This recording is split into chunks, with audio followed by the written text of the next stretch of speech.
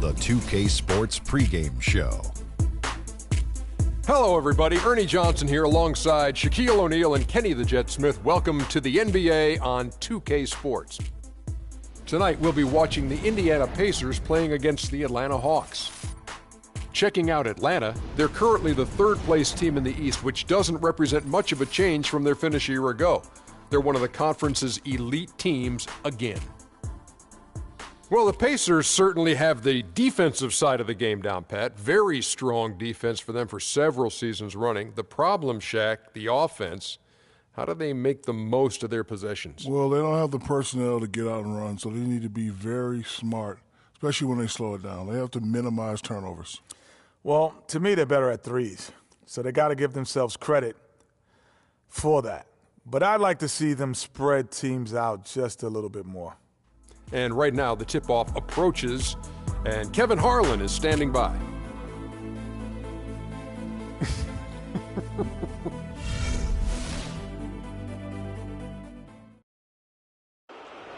On the floor for the visiting Atlanta Hawks.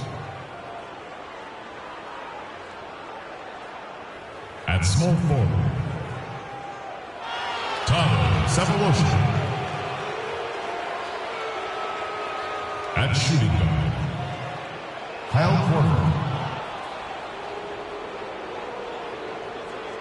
At the other guard position, Jeff Teague.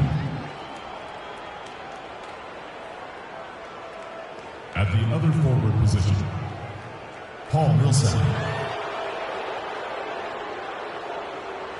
At center, Al Horford. The head coach of the visiting team is Mike Budenholzer.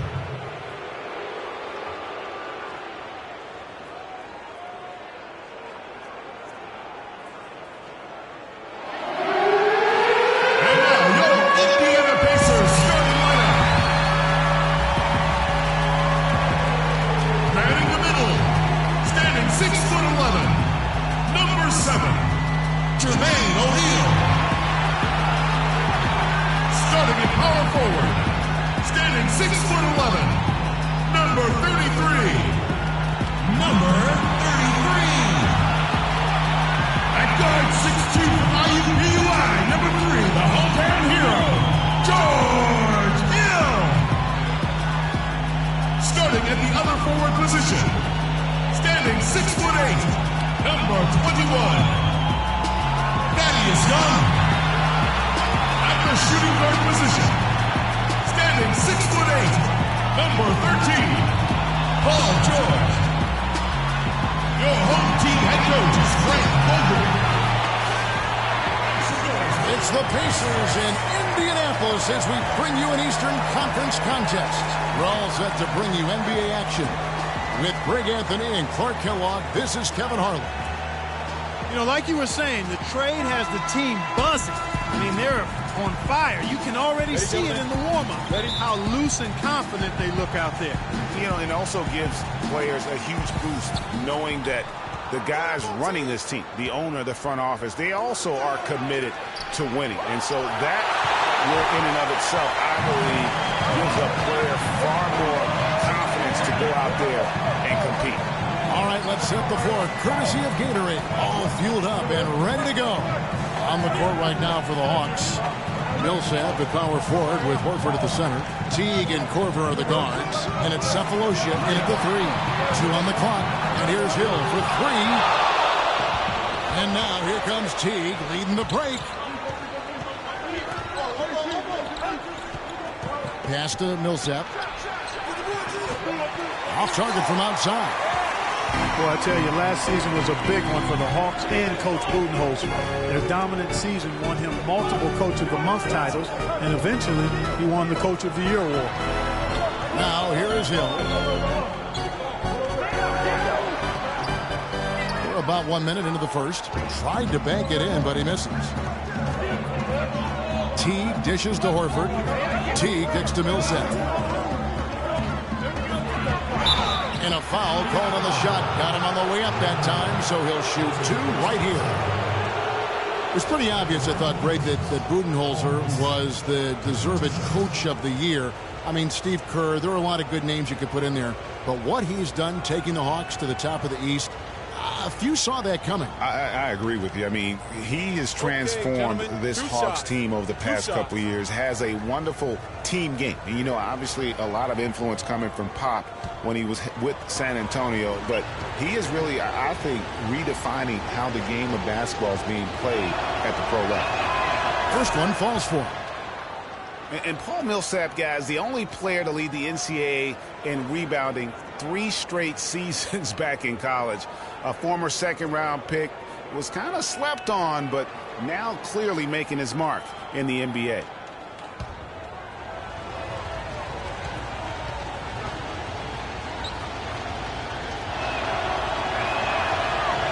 And he makes both free throws. Greg, you were talking about Millsap's ferocious rebounding. He battles inside, but Clark, he is so skilled. Yeah, he's just really a good all-around basketball player. He can pass, handle, step out, and hit the three. Very, very versatile. He makes an impact on the game a lot of ways.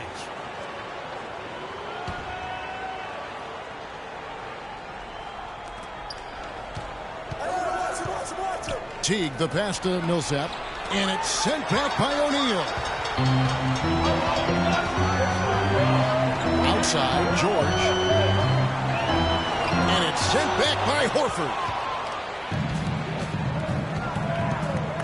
Outside Teague. On the wing, Korver. Lots of room.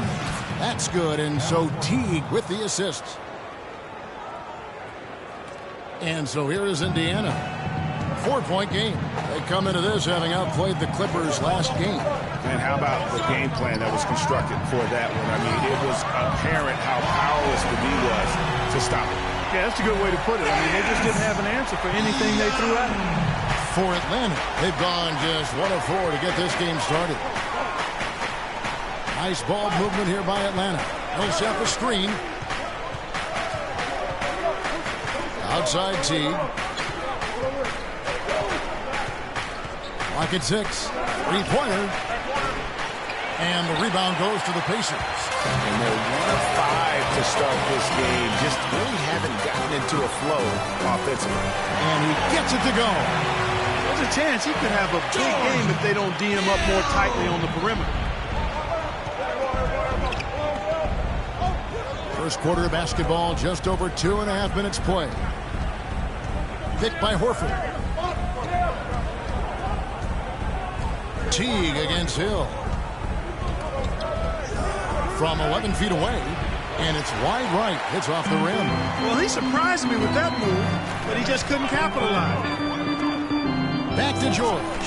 And he takes the feed in stride and slams it home. It really does make the game easy for your teammates when you can lead them to the rim that well with the pass.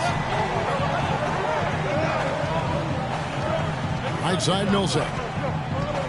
Back to Teague. Horford sets a screen for Teague. Kicks it to Horford.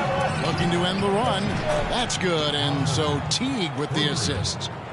Horford's got himself going there. His first points of the game on the deep ball. Outside Hill. Pass to George. To the paint. It's tipped and stolen by Horford. And here is Teague. He's coming off a 22-point game against the Clippers. And, you know, he was getting fouled time and time again and really delivered at the free throw line. Huge contribution there, guys. And here is Hill. After the three-pointer from Jeff Teague. Pick up by Hill. Young in the corner. Horford against O'Neal. Shot clock at 6. George, that's a two-pointer. And there are the Pacers with another bucket. The shooting percentage is really solid so far, fellas. Good start to this game for him. Teague against Hill. Teague dishes to Korver. A three-pointer, no good. You know, 9 times out of 10, he's going to knock that one down. He'll spray that one on. How about the passing? They are moving the ball without any thought without any individual agendas. Yeah, and it's really fun to see that kind of unselfishness. Really hard not to appreciate all the assists they've racked up. What a season for Al Horford last year. Such a great display from him and his team as he led the Hawks to the #1 seed in the Eastern Conference. And for all the team accomplishments the Hawks had, Horford was able to hit some of his own milestones as well. Had his first career triple-double last season. All right, now, take a break. Take a break. 2 shots.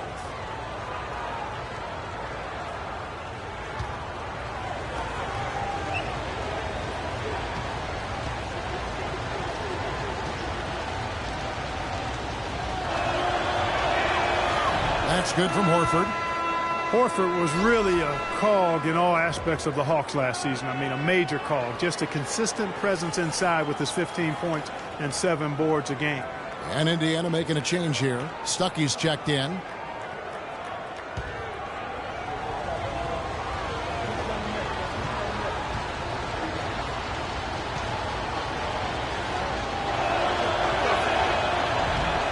And Al Horford drops them both. And for Horford last year, the numbers were down a bit, but that wasn't due to his play. I think the Hawks were just a more balanced team, and he could obviously put up bigger numbers if he wanted to, but by playing within the system, I think it allowed Atlanta to reach his true potential over the course of the regular season. Stuckey, and he slams it one-handed. Wow, look at how quick he flashes to the rim there for the finish. For Atlanta, they've gotten just 3 of their first 9 shots to go down in this game. Millsap kicks to T. And the pass to Horford. In the corner, Cephalosha with it. Deflects the pass, and stolen by Stuckey. Here's Young, finishes the break with a slam. Well, that's why they're on the lead. Aggressive play at both ends. Very nicely done there. Absolutely. They make the steal, pay dividends instantly on the fast break. Now here's Teague. His scoring has been there on a regular basis. He's averaging more than 14 points a game. To the paint. Here's Korver. That's good. And so Teague with the assist. Teague's got 3 assists in the game. Dishes it to Stuckey.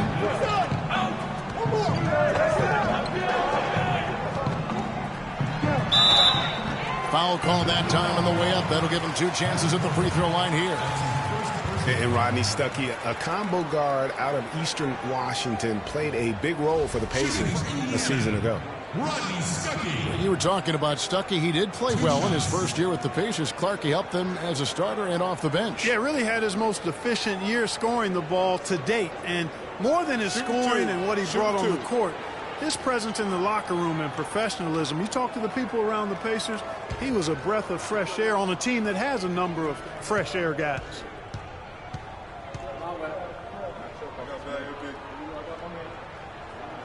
The first one falls. Allen's checked in for the Pacers. Dennis Schroeder's checked in for Atlanta. Rondo comes in for Jeff Teague.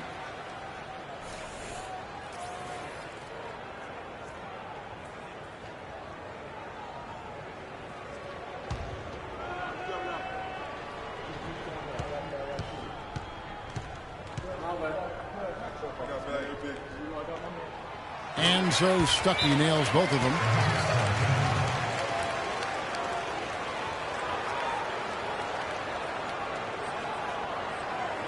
And now, let's hear it for your East Base.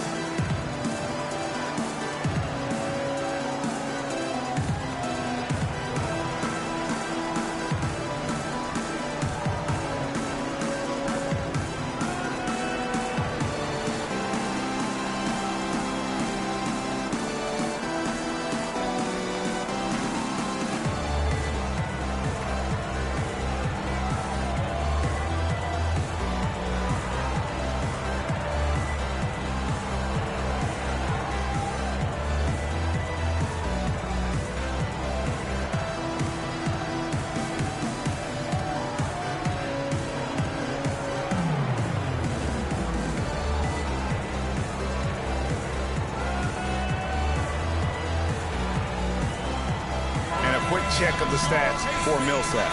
This last month, he has been a real positive for this team, averaging 13 points per game, 9 rebounds, and 4 assists. And his rebounding is what's most impressive. He's shown tremendous determination on the backboard. And it's a big asset for this team. I mean, he blocks out on the defensive glass, and then he keeps balls alive at the offensive end. Now here's Rondo. Looking at his point production, he averages almost 8 points a game. Millsap a screen on George.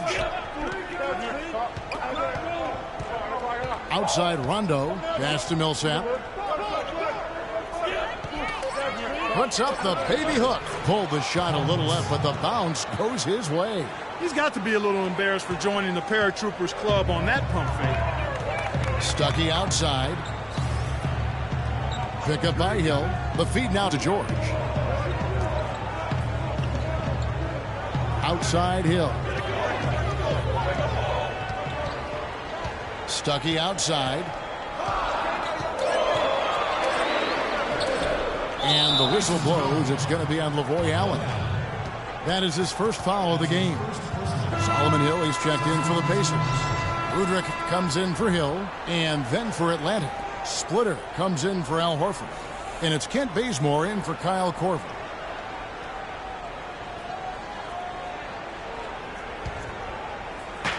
The Hawks trail it.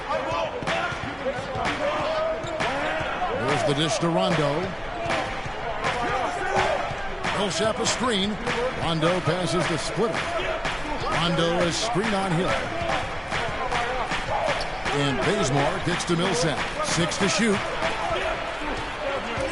Takes it from 10. Here's Splitter, and it's all evened up. Guys, he's actually indefatigable. He never gives in, never gives up on a play, and that's what it takes to be a great offensive rebounder. You've got to be relentless. Here's Udrih. 9-point game his last outing. Stuckey outside. Stuckey with another miss. He's got to be disappointed with himself on that one. He has got to knock those down. And let's get this update now from Doris Burke, who's across the way on the sideline. Earlier, I was able to catch up with Mike Budenholzer. He said that one of the players they're keying in on defensively is Rodney Stuckey, adding he loves to use his size and his strength to play bully ball inside and get himself to the line. We've got to be physical with him without fouling. Guys, that'll take discipline. We'll see if they can strike the right balance on defense. And thanks for that story, Doris. Now, here's Schroeder. He hasn't yet put up any points in this one. Offensive rebound. Here's Splitter. And he drops in the layup off the glass. And the Hawks lead by 2. Almost an impossible shot to block in the post. The defender can't give up that much of a height advantage and expect to contest it. Here is Stuckey. 14 points from him the last game against the Clippers. Allen outside. Now here is Hill. Defense right on him. Lays it up, and despite of the excellent defense at that, the Hawks have gotten 7 of their first 16 field goal attempts to go down here in the first. And stolen by Stuckey. And now Stuckey running the floor all by himself. The defense to start and ignite that play was terrific, and I love the fact that they attacked early in the shot clock. And really look for them now to be even more aggressive on the defensive side. Try to come up with a few more steals. Here's Rondo. Following the basket by Rodney Stuckey. Rondo kicks it over to Schroeder. They set the screen. Millsap a screen. Just 5 to shoot. Bazemore for 3, and that one's good. 6 changes of the lead here.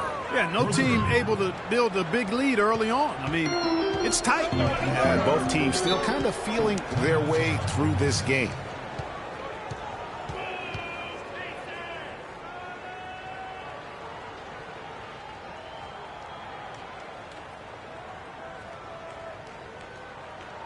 And now, let's hear it. We go. East Base.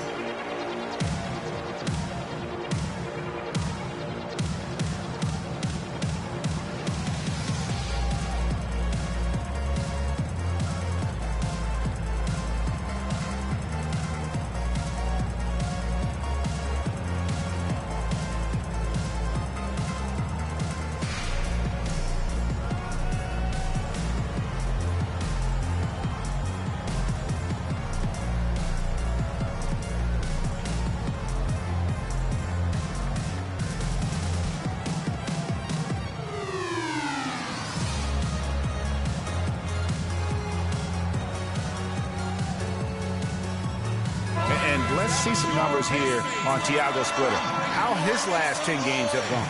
First in free throw percentage. And he's in the top 10 in field goal percentage. Really able to power his way to the bucket and finish through contact. And it's nice when you've got a guy who doesn't miss much from the line. You just keep the ball in his hands in clutch situations. He's been automatic this season.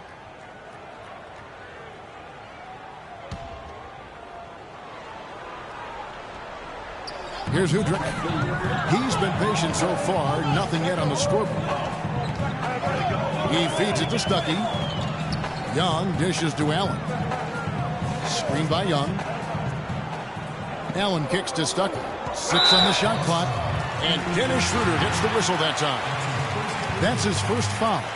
And really, these are some of the toughest calls an official has to make. Yeah, but in this case, I think he got it right. I mean, the defender was still moving there and never really had good legal guarding position. He wasn't set. On defense, Atlanta. Outside Hill. There's the triple. And it's good. Hill's got 5 now.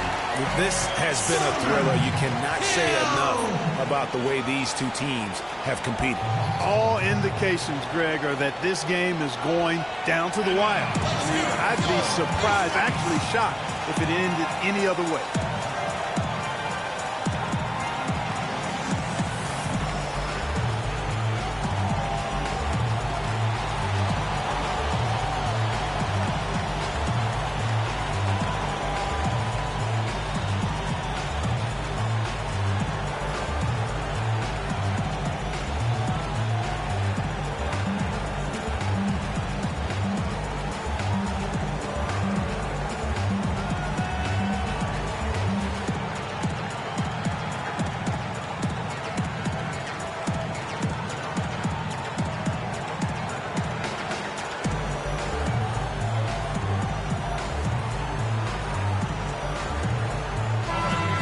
We have a chance now to look at the teams that have created the most points off turnovers this season.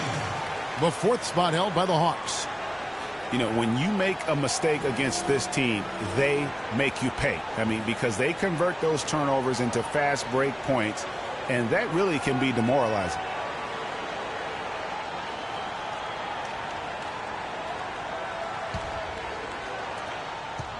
Atlanta's gone 3 of 6, 50% from deep so far tonight. Outside Rondo. Millsap a screen. Shot clock at 6. Hawks passing it around. Here's Rondo. Again, the Hawks score. Here's Indiana. And guys, you gotta love the front court for these Atlanta Hawks. I mean, Al Horford and Paul Millsap both give up a few inches in terms of height, but you won't find a more skilled and versatile front court in the NBA.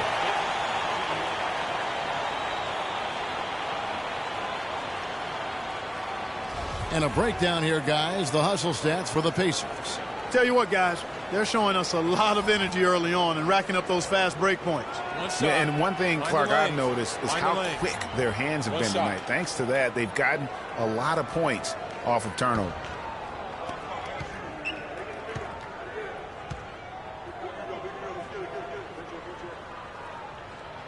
Free throw good, Udrih. And Beno Udrih, a 6'3 lefty combo guard out of Yugoslavia. He can run the pick and roll and has really improved from mid-range. Can square up and bury it at a moment's notice. Schroeder, good work defensively by Stuckey. There was just enough defensive pressure to get him off balance and cause that shot to go awry. Schroeder passes to Rondo. Millsap with it. He's picked up by Hill. Millsap misses. And Udrih lacks the quickness, Clark, to stay with most point guards defensively. Yeah, just by a step or two, and that's why he's better defending 2 guards. He does a much better job when he's matched up with 2s versus point guards. And it's the Pacers with the ball. Following the miss by Paul Millsap. Pocket 6. Stuckey for 3. And Splitter pulls it down. That was a good rebound right there, but they haven't been very strong on the glass so far. Clark, a little disparity there in the rebound numbers, but some of that comes down to how the ball bounces. Let's see if it evens out. Now Rondo following the three-point attempt by Rodney Stuckey. Flying high and throwing down the hard one-hander. One of his favorite moves right there, guys. And really, he does that one as well as anyone. Kev, you're right. That's like his signature move once he goes airborne.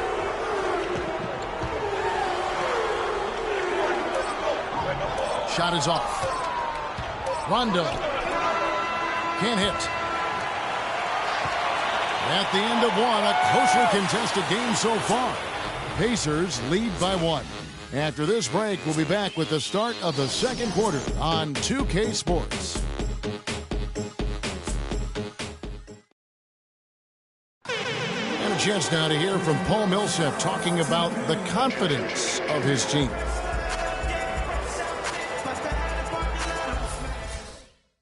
Greg, it's got to be more than just attitude, right? I mean, ultimately, don't you have to have guys step up and produce in some cases, or even overproduce? You do, but really it is about attitude and confidence. I mean, those are the two elements that if you bring to the table, you really will have a chance to beat anyone. And so don't discount that attitude when you're on a roll. They call it getting your swag on today. Back in the day, it was called having your mojo working. Right. So same thing, and you can ride that for quite a ways. And off we go, a close game now starting the second quarter. And when you consider how the Pacers are doing, guys, what do you think? A lot of times the team that owns the paint is going to come away with the victory, and that's what they've done here thus far. Yeah, why change the plan until they make you? And that's where they should continue to attack moving forward, going inside. And so in the game for the Hawks, Teague and Korver are the guards. Splitter is out there with Cephalosha. And it's Horford in at the 5 down low. Now, here is O'Neal. He hasn't scored yet. That, I'm sure, will change. And we played through the first minute here in the second. Korver against George. Korver kicks to Horford. And he misses the go-ahead basket. I didn't see that miss coming. I mean, he's usually been money from that range. Feeds it to Hill. He dishes it to O'Neal. And here's Miles outside. Indiana again missing. Good little two-man action there, but they just can't get the shot to fall. Yeah, but that was a beauty. Good-looking shot, well-executed play. I wouldn't be surprised to see them go back to it. Teague with a clean look. Drains the three-pointer. Teague's got the opening basket here in the second quarter for the Hawks. Outside, George.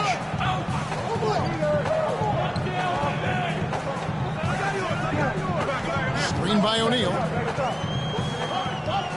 They set the screen. Hill drives in, and the shot is good. Hill's got the game tied up here for the Pacers. That's what I call a captivating move there. He absolutely incinerated the D with that one. Korver kicks to Teague.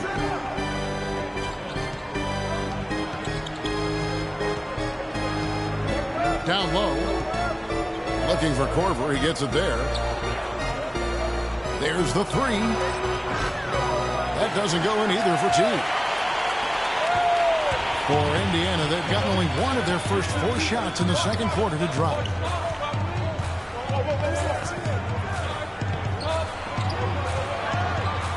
Fades. No good on the shot. A bit long that time. Atlanta's gone 1 of 2 on 3-pointers here in the second quarter so far. He kicks it to Cephalosha. Has to split it. Dishes to Korver. Takes the 12-footer and hits. Korver's got 6. Boy, really nice job to take what the defense was giving him there. Now George. He picked up 21 points in their last win against the Clippers. And a gigantic game for him at the free throw line. He was an instigator, drawing a ton of contact and really just hunting for the whistle. Now Teague. Paul George missing from long range. Teague drives in. Well, you just watched Jeff Teague. He's a natural scorer. Clark, he's also made steady improvement as a playmaker. Yeah, you look at his assist rate, Kevin, well in the top 10 in the league. He's cut down on his turnovers as well. You can tell he's starting to really figure it out, and the game is slowing down for him. All right, now, take a break. Take a break. 2 shots.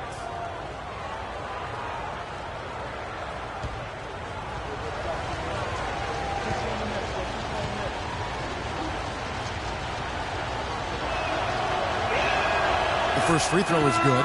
And the Hawks making a change here. Hardaway's checked in.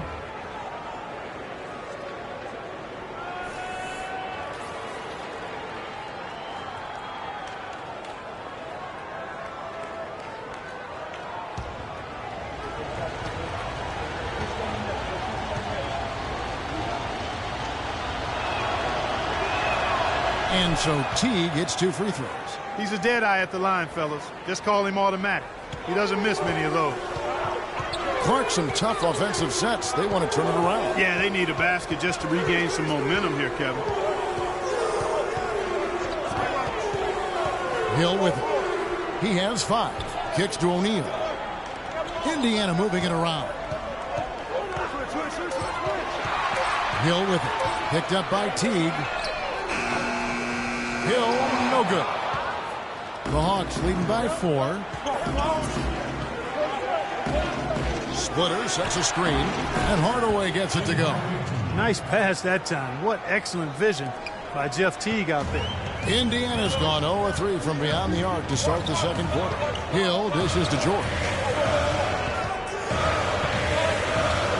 Splitter covering. Hill. Lead pass was put in just the right spot. Hill's got 4 points this quarter.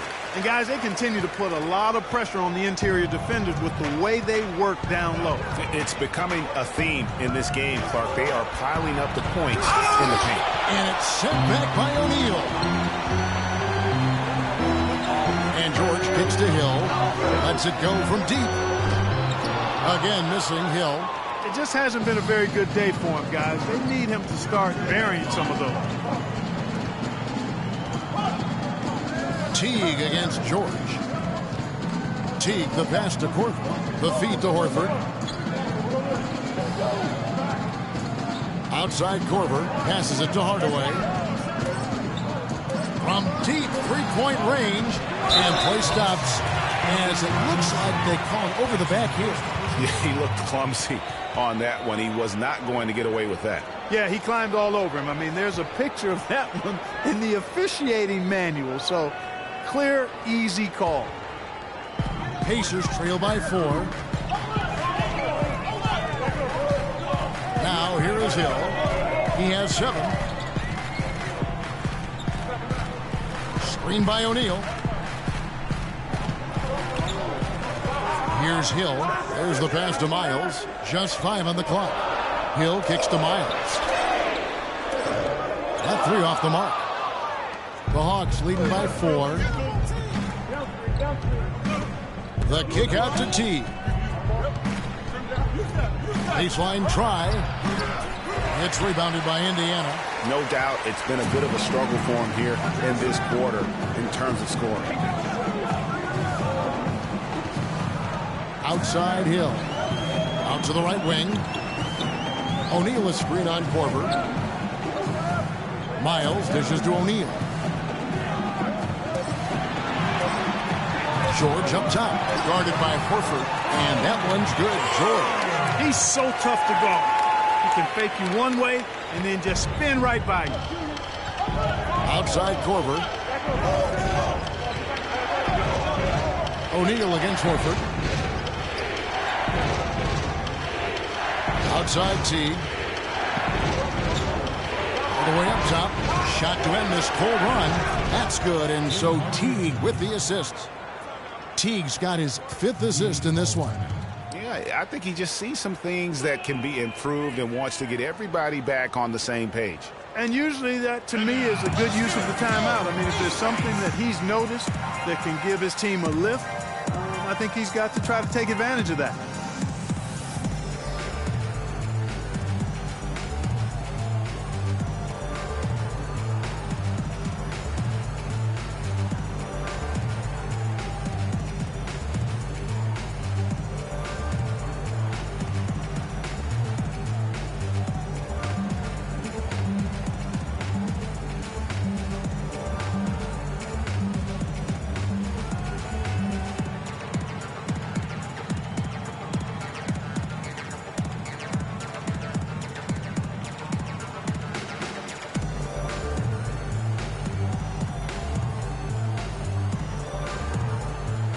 chance to see the numbers for George. He's really stood out for them over the past month. He's averaging about 19 points per, 4 assists, and 5 rebounds. And I think he's got to be pretty pleased with his output. And you know he's always looking to push himself. Yeah, you know, really solid numbers across the board here, Greg. I mean, he contributes in a multitude of ways for this club. So Indiana ends up with a new group on the floor. Atlanta also making some changes here. Paul Millsap's checked in for Splitter. Dennis Schroeder comes in for Kyle Korver. Rajon Rondo is subbed in for Jeff Teague. Now here's Allen. His last outing, he had 8 points. Outside Hill. Pass to Stuckey. From deep. Rebound Atlanta. Millsap's got his 3rd rebound tonight. There's the dish to Horford. They get it back. And that one's good. Millsap's got the lead up to 6 now for the Hawks. The tenacity on the interior, just battling, bringing that effort and will for second chance points. Hung outside, fires the 3. That's good. It's Udrih with the assist that time. 8 points here for Thaddeus Young. The Hawks leading by 3. Rondo passes to Schroeder. Back to Rondo. And it's a defensive 3-second violation. For Atlanta, they have been perfect so far from the free throw line, 6 for 6. And they've done some really nice work at the foul line, knocking down 80%. Yeah, in general, they've been very solid. I mean, free throw shooting isn't something they've had to worry about too much this season, guys.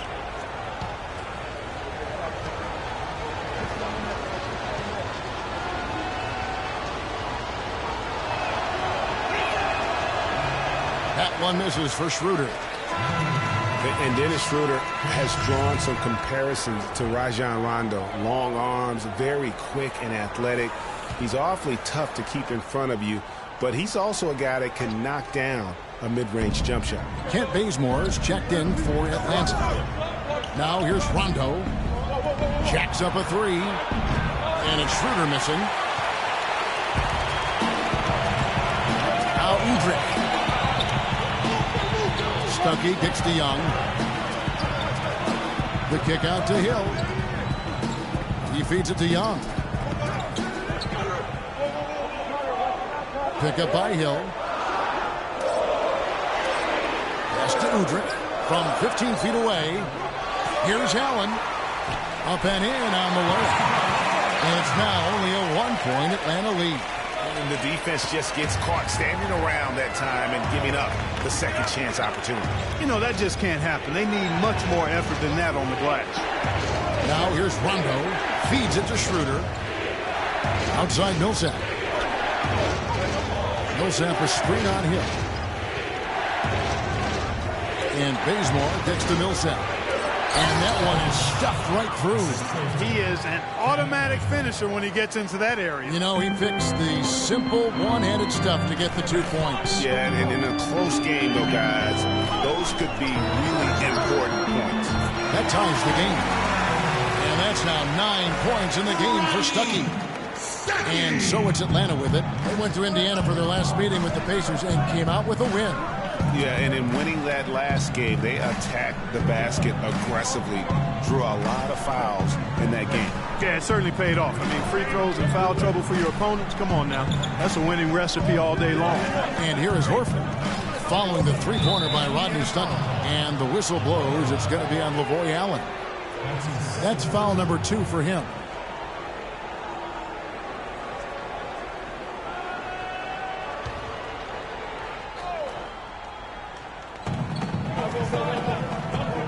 Millsap a screen. Bazemore inside the 3-point line. And he sinks the shot coming off the strong pick.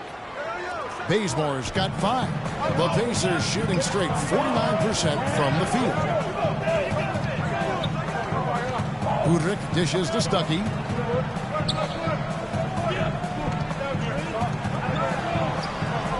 That one's in. Only his 4th make against 9 total shots. You know, he's had better starts, obviously, but he's shaking it off here in the second. Now Now here's Schroeder, who's guarded by Stuckey. Rejected by Young. This is Udrih. On the wing, Stuckey. 1:57 left now here in the second. That's in for his 5th make of the night. Now shooting at a 50% clip, 5 for 10.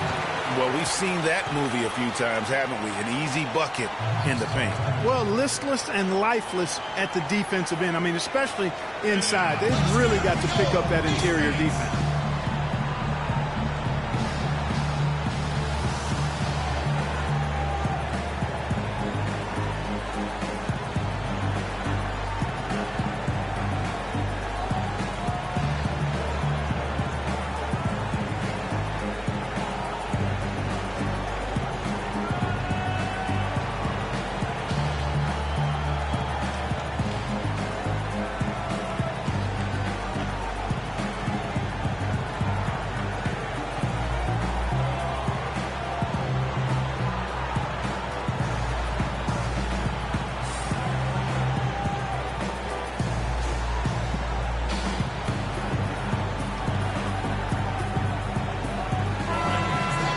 We got a moment. Let's now show you the teams that have led the NBA in blocks during the past month.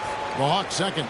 They have been racking up the blocks lately. I mean, if they keep this up, they're going to be a very difficult matchup for anybody. Thabo Sefolosha has checked in for Dennis Schroeder.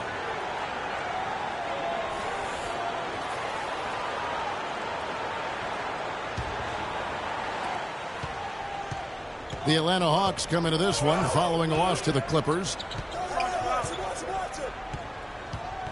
Outside Rondo to the inside, 11 feet away, and a foul called on the shot. Got him on the way up that time, so he'll shoot 2 right here.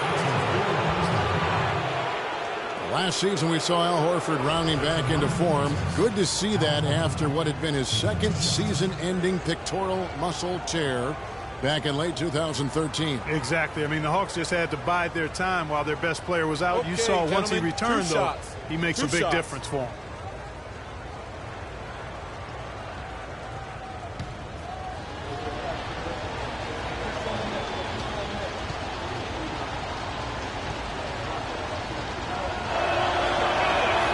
And that one falls for Horford. And for me, Horford, one of the most unappreciated stars in the league. When he's healthy, he's every bit the franchise player because he really has no weakness. He does pretty much everything well on the floor.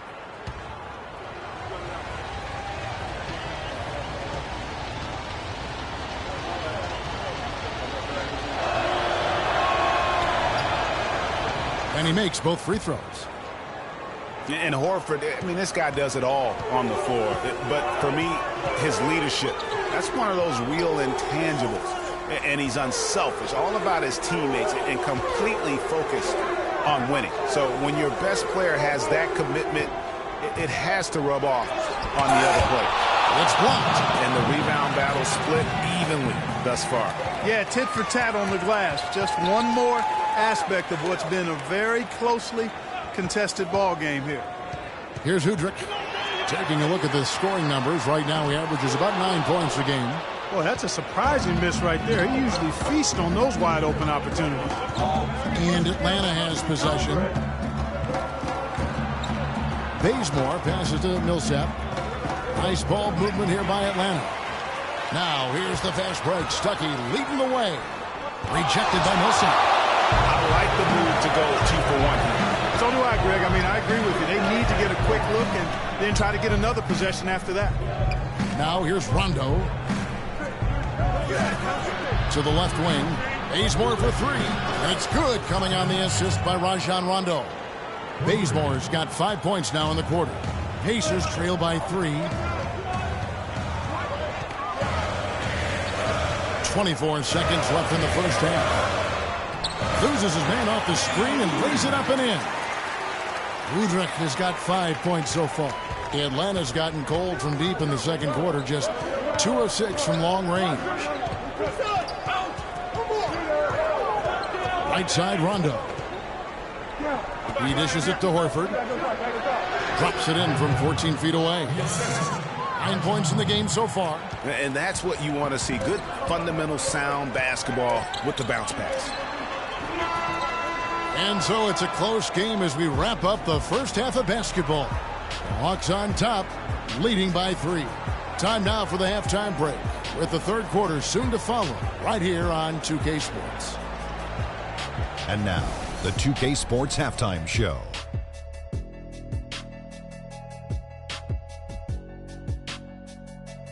Hey, this has been a good game here after one half.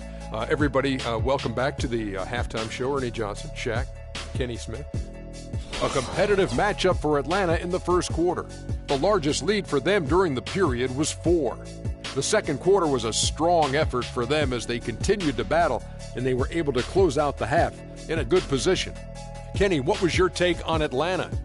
Well, their success was largely about second chance points. They crashed the offensive boards heavy in the first half. I love how they fight for every 50-50 ball like it's the last ball on earth. How about you, Shaq? What did you think about Indiana? Well, they need to be much more aggressive on offense. Try to get to the foul line more. It's called a charity strike for a reason. They haven't shown they want it, Ernie. Everybody wants charity. Me too. I like charity. If they don't get more aggressive, they might have a hard time in the second half. And that'll do it for now as the second half of our game is about to get underway. Kevin Harlan has the call.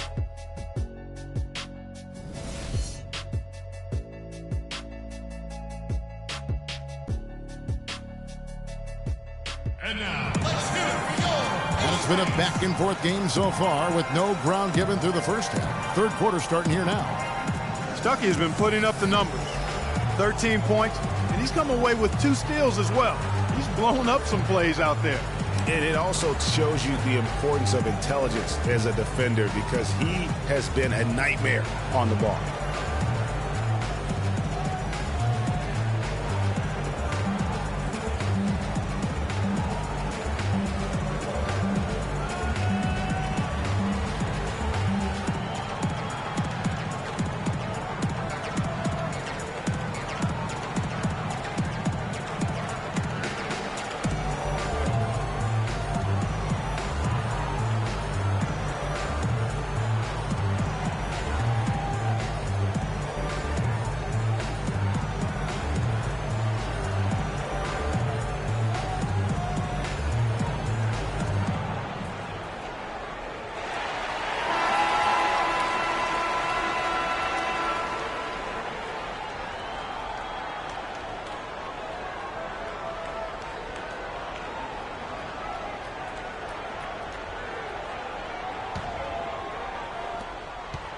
Pacers trail by 3. George Hill at the 1. Paul George at the 2. Then it's Young. Then there's Jermaine O'Neal. That's the group starting the second half for Frank Vogel. Young. And it's blocked. And here we go. Fast break. Porter's got it. George against Teague. Jacks up a 3. Kept alive. And it's denied. And here's O'Neal. No scoring yet from him, but that's likely to change. And George gets it to go. Don't take your eyes off of him because he can make plays from multiple spots on the floor. Put the isolated cam on him. Outside Teague.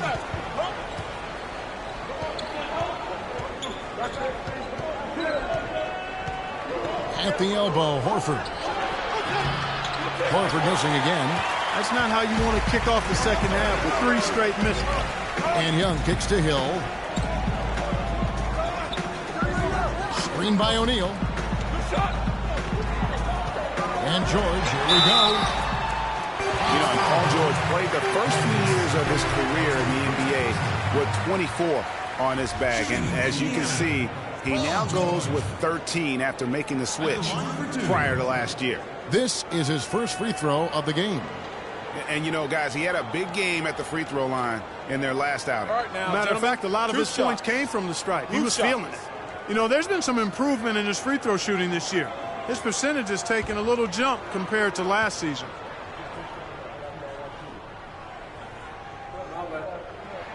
Ties it up, and this next one could give them the lead.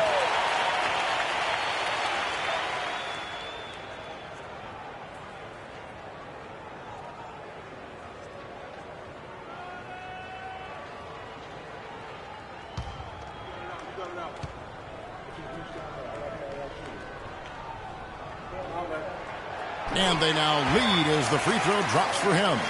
George having a fantastic game. 12 points, and he's also been picking up some nice assists here and there, too. And Clark, that needs to continue.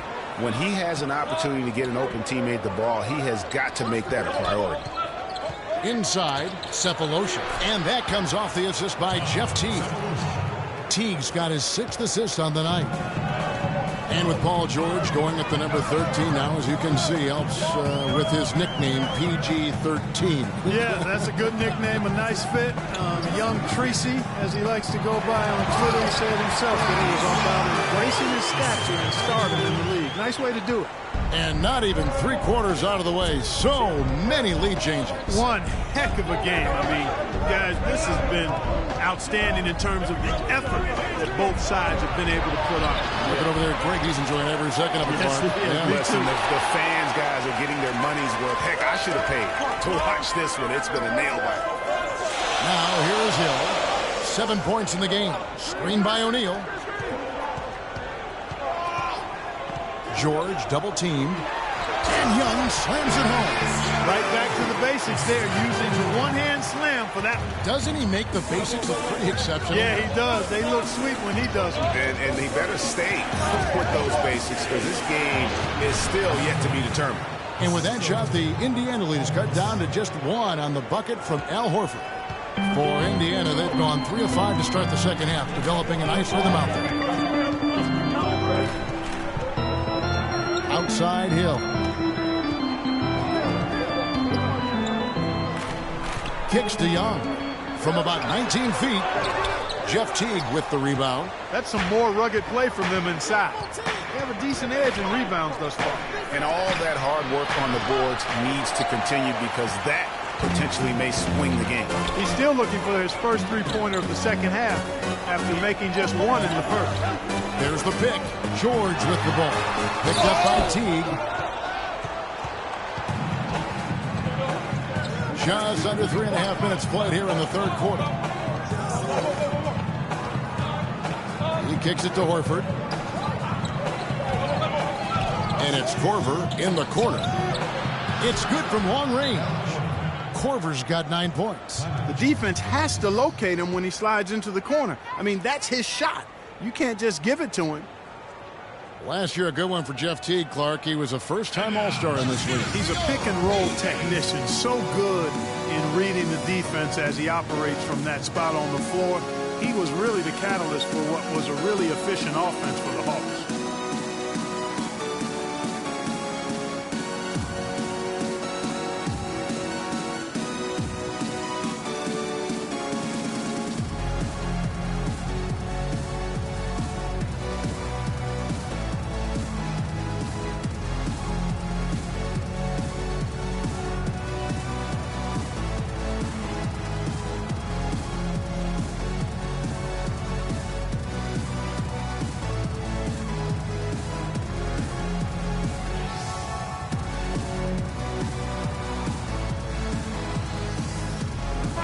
To see numbers for Hill. He's around 14 points per game, 7 assists and 4 rebounds. And you like what he brings backing up the point guard. No doubt. I mean, he knows how to run this offense. And that's always valuable coming off the bench. C.J. Miles, he's checked in for Thaddeus Young. Splitters checked in for Atlanta. And Jeff Teague, a real speed merchant. I mean, very tough to stay in front of. He can put you on skates, blow by, and get right to the rim. Here is Miles. He hasn't yet put up any points in this one. A nice shot by George. He's been one of their more reliable options today, guys. I mean, his shooting has led them to this lead. Outside Teague. Millsap sets the pick for Teague. The feed to Splitter. And that comes off the assist by Jeff Teague. Splitter's got 8 points. You guys, Jeff Teague, an attack guard. He's just an average three-point shooter, but he gets to the free throw line in bunches, shoots at a high percentage, and has really revolved, I think, into one of the elite point guards in the league. Now here is Sefolosha. Passes it to Millsap. Shoots a fader. And that one comes up a bit short. That's one he knows he should have drained. Hill against Teague. Softly drops in the floater. 9 points for Hill. And not even 3/4 out of the way. So many lead changes. One heck of a game. I mean, you guys, this has been outstanding in terms of the effort that both sides have been able to put on. He's enjoying every second of it. Listen, the fans, guys, are getting their money's worth. Heck, I should have paid to watch this one. It's been a nail biter. And what do you guys think so far about the offensive approach for Indiana? Well, I got to say, one thing that stuck out all game is the consistent penetration they've got. And I also love the way they move the basketball. Their passing has been outstanding here in the second half.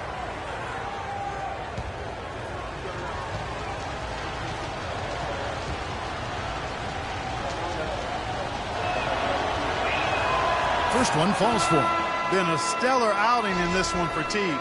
9 points, and what a game he's had passing the ball, too. I love the fact that he plays for his teammates, really spreading the ball around, getting everyone involved. Here's what Atlanta's going with right now.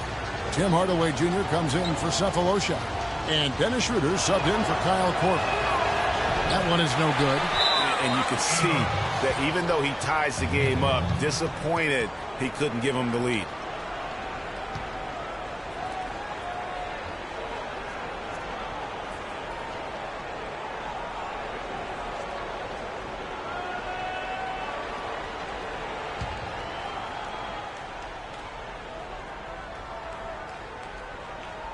Atlanta's gone 1 of 3 from downtown since halftime.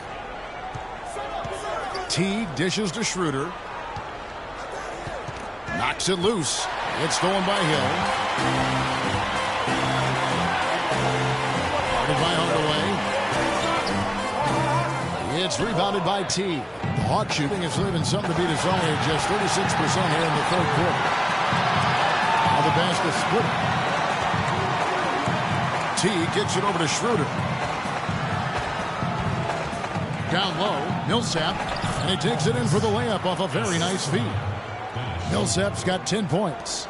And we always talk about making your teammate better. That assist was right on target. They set the pick. Hill has the open look. Gets the three-pointer to fall. He's got 12. Just so many lead changes. Nobody's held an advantage for long. Well, the runs have just been traded back and forth all game long. Man, I'm enjoying this. Now, here's Millsap. 10 points for him. And for C.J. Miles, he sure can string together a long line of threes under the league with a nice jump shot that has now become deadly. Yeah, he doesn't get to the free throw line much, and he's not really much of a playmaker, but he's 3D in color. HD 3D. All right now, gentlemen, 2 shots. Blue shots.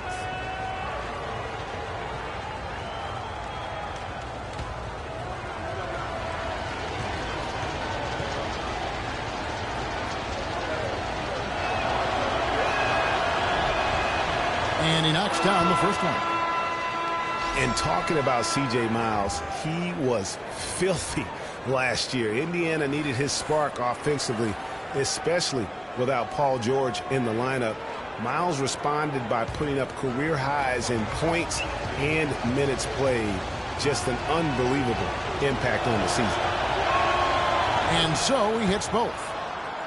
And for most every team out there, guys, they're looking for a guy like C.J. Miles. Decent size, natural movement skills, and can absolutely shoot the lights out. Call him buckets, because that's a lethal formula.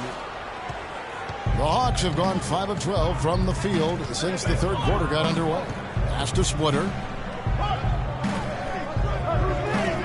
Hardaway kicks to Millsap. And it's going to be a 3-second call. As we get a break in the action, let's take a peek at the team's scoring leaders. The 4th spot held by the Hawks. And how about the year they've had offensively? This is a team that can put points on the board in a hurry. Always fun to watch them play. Hill kicks to George. Pick up by Hill. Millsap covering.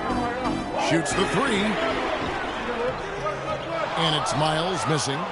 You know what, though? Sometimes you can be too open. I think it may have surprised him, and that's why he missed. Splitter sets a screen. Rondo with it. George picks him up. Puts it up. Rondo. Good. Rondo's got his second basket of the game. Well, you can bet the defense wasn't expecting that kind of razzle-dazzle out of it. But the spin worked like a charm. Perfect. Schroeder with the ball. He's been patient so far. Nothing yet on the scoreboard. Splitter sets a screen. Hardaway passes to Splitter. The shot no good. Excellent D there from George. Pacers trail by 3. The dish to Hill. He feeds it to Allen. Puts it up from 15. And he hits the jumper for 2.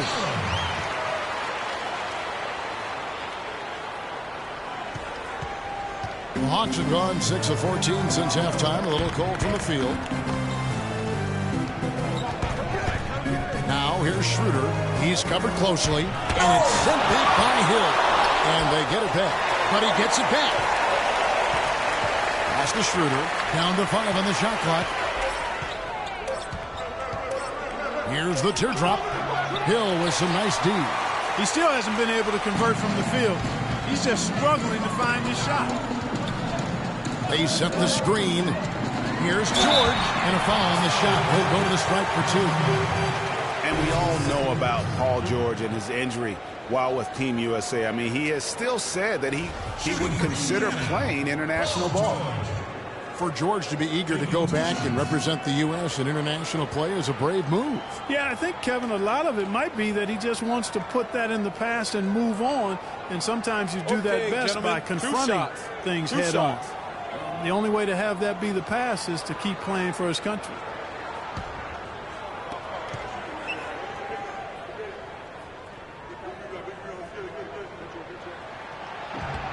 No good on that one. Some changes for Indiana. Hill, he's checked in for Allen. Stuckey comes in for C.J. Miles. And it's Udrich in for George Hill.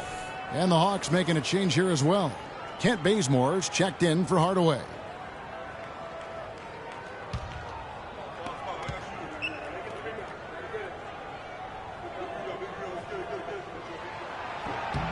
And it's tied up with that one.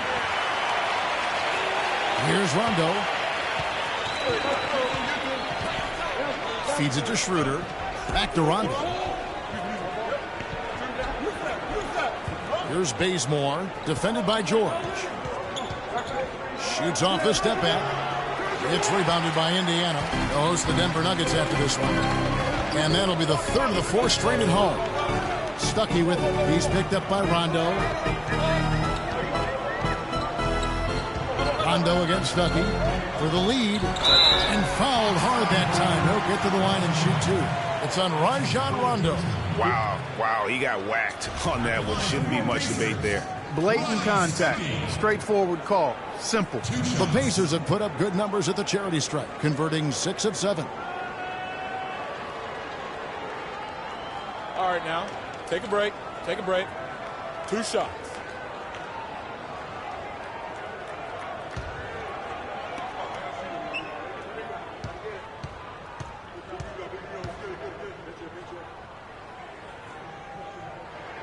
And that one falls, and that puts them up by 1 point. The Pacers making a change here. Young's checked in.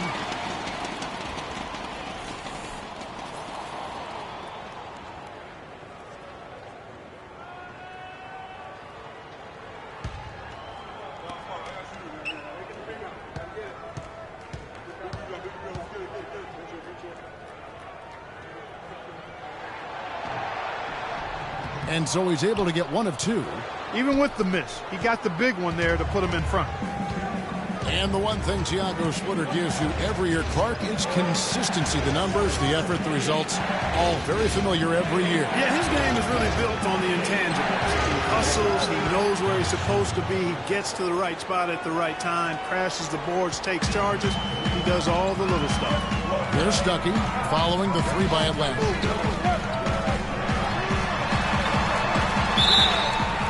So the whistle blows on the shot and 2 free throws for the contact right there.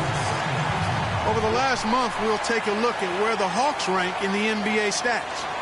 Second in blocks, second in free throw percentage, and they're ranked third overall in team offense. This is a team that knows how to put the ball in the basket, and really that's their strong suit.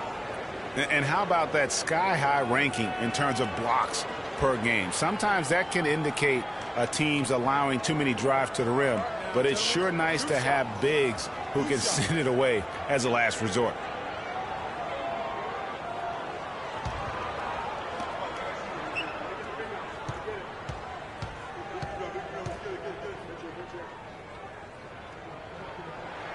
First free throw is good. Al Horford, he's checked in for Atlanta.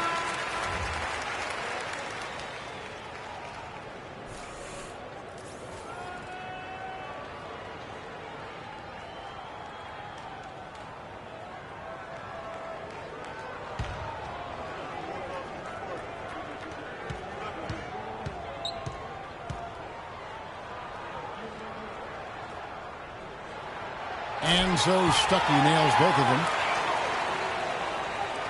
And the Hawks with possession here. Now here's Rondo. Dishes it to Bazemore. And the shot is good. Bazemore's got 10 points in the game. The Pacers have gotten half their shots to drop in the second half up to this point, going 7 of 14. Out of bounds, Atlanta will take possession. And a moment here to see the numbers for Rajon Rondo. He's averaging 8 points, 6 assists, and 4 rebounds. And the numbers won't wow you, but I like the effort he brings to the table each and every night. Yeah, great hustle, does all the little things. Just a good complimentary guy to have on your team. And Bazemore kicks to Horford. Hawks passing it around. And the ball goes out of bounds. Last touch by Horford. A lot of answers, but still a lot of questions for how the East is going to ultimately shake out this year. But right now, let's check out where the team stands. You look at the Hawks. The season well underway, and they've been solid. In third right now. And checking out Indiana, 7 games back. And seeing where Indiana is, they've just lacked that one extra piece that could put them over the top this season. They haven't been able to kind of set themselves apart. You know, you're right. They're not that far from being true contenders, but it doesn't look like this is the season for them to do so. Now here's Schroeder. He dishes it to Bazemore. Kicks it to Splitter. The feed to Bazemore. Splitter sets a screen. On the clock. Bazemore misses. Indiana's gone 2 of 5 with the three-point shot since coming out of the break. Fires the three. And Splitter pulls it down. Splitter's got 9 rebounds now tonight. Splitter kicks to Rondo. 1:19 left in the third. It's taken away by Stuckey. And up the court come the Pacers on the break. Passes to Udrih. He kicks it to Stuckey. And the Pacers can't get it to go. And he has slipped into a funk, Clark. You can see the confidence is shaking. Yeah, it really is. I mean, he's very much deflated. The basket looks a lot smaller to him at this point, and the only way you can get out of it is to work yourself out of it. That's good. 44 seconds left in the third quarter. They need a good offensive possession. Yeah, they've had a number of empty ones, a long time without a basket. Gotta find something, you're right. It's back to Hill. Tries to snap the cold streak. It's rebounded by Rondo. Rondo's got his 5th rebound right now in the game. There's the pass to Horford. Here's Bazemore, defended by Young. Here's Horford. It's rebounded by Indiana. Even though he isn't having the best of games from the floor, it hasn't seemed to hurt him. That's good, and the Atlanta lead is cut down to just 1 on the basket from Thaddeus Young. To the middle, here's Splitter, and fouled hard that time. He'll get to the line and shoot 2. Nice work to get it inside and draw the contact. Exactly. The defense determined not to allow the easy layup right there. They'll settle for making him earn the free throws. He's getting his first free throw attempt of the night right now. And high-quality numbers for him all season long. How about 81 from the line? Yeah, guys, I mean, he's been a shots. very steady hand shots. for them when it comes to his free throw shooting.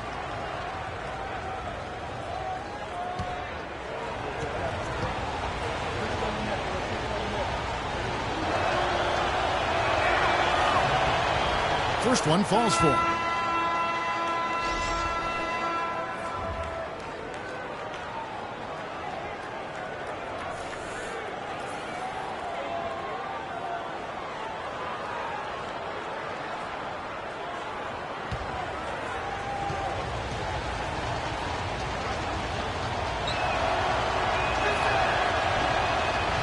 And Splitter drops them both.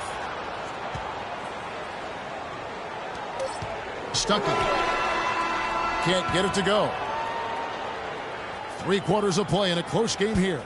Hawks lead by 3. And right after this, we'll bring you the start of the final quarter right here on 2K Sports.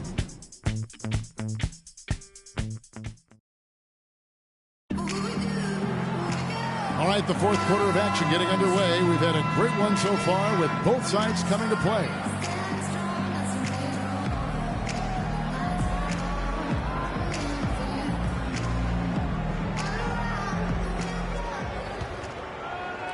And Atlanta has possession. 3-point lead on the court right now for the Hawks. Millsap at power forward with Horford at the center. Teague and Korver are the guards. And it's Cephalosha in at the 3, the small forward. Millsap misses.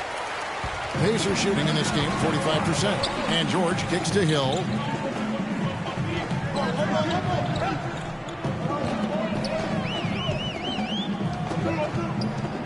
To the middle. Here's Stuckey. And count the basket. He was fouled, and he's going to the line for one more.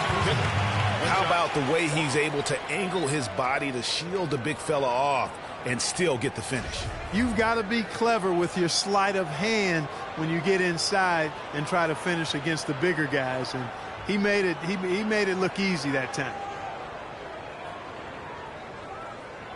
One shot, gentlemen.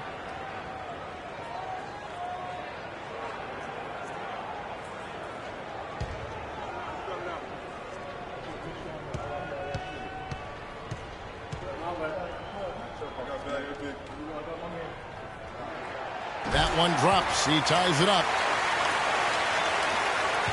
The Hawks shooting at 44%, pretty reasonable. Teague with the ball. He's picked up by Hill. Horford with a screen on Hill. Teague drives in. Korver gets a wide open look. 6 to shoot. Millsap a screen. Horford dishes to Millsap. From 11 feet away. Pulled the shot a little left, but the bounce goes his way. And the Hawks lead by 2. Fourth quarter still young, just over a minute play. Stuckey passes to George. Screen by O'Neal. And Young kicks to Stuckey. George dishes to O'Neal. Just 5 on the clock. Down low, out to Stuckey to take the lead. Stuckey with another miss. You know, 9 times out of 10, he's going to knock that one down. He'll spray that one on you. Outside Korver. Nice ball movement here by Atlanta.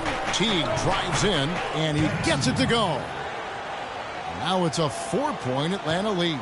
Just a late reaction there from the defense, and he is always going to finish that one. Here's Stuckey. That's tipped.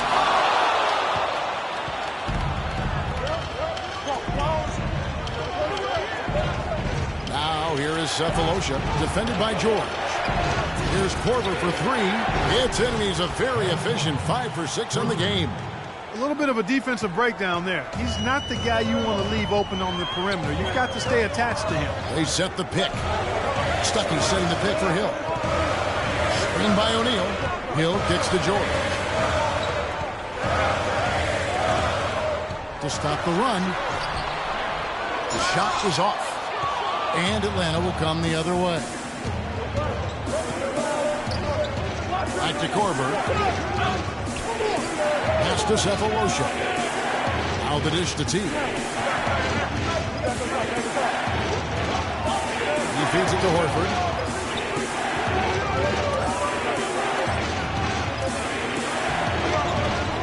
Goes back up, and so he draws the foul on the shot. A trip to the line to shoot 2. 2 shots, gentlemen. It's on Thaddeus Young. Millsap just giving them fits. He has 9 rebounds, and 4 of his points have come at the foul line. He's made the most of those opportunities. And you can't undervalue the importance of that. Many times a game comes down to which team wins the free throw battle. Okay, gentlemen, 2 shots. 2 shots.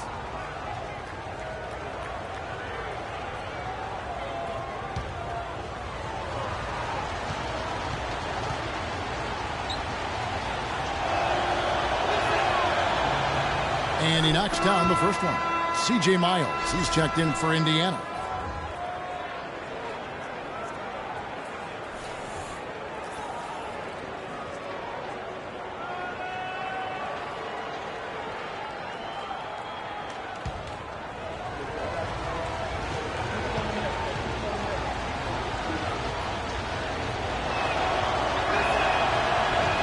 Both free throws good for Millsap.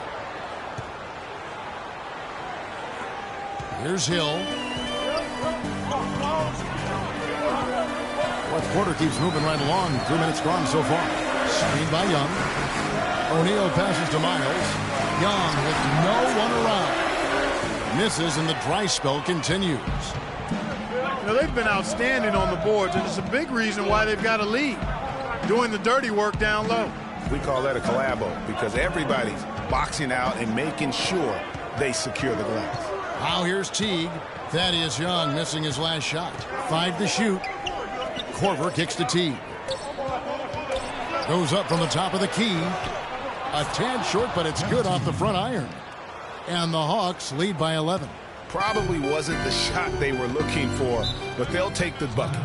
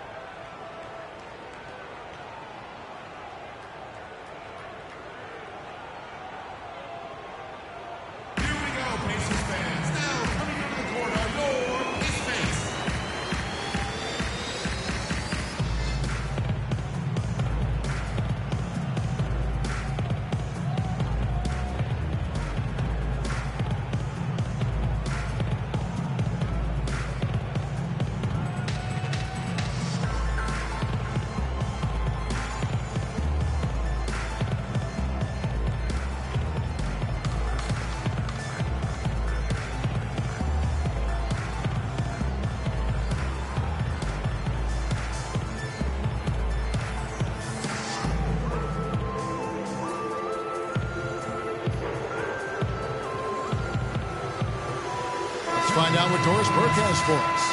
Kevin, I was able to hear the advice Frank Vogel gave to his team during that last break. He told them that they simply have to step up, saying if we don't make a move now, it's going to be too late. Give them everything you've got. Kevin?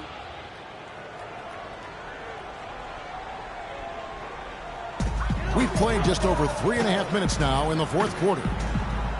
And George kicks to Hill. Pass to Miles. Feeds to O'Neal. Shot clock at 6. George against Korver. It's deflected, and they force the shot clock violation. Great D.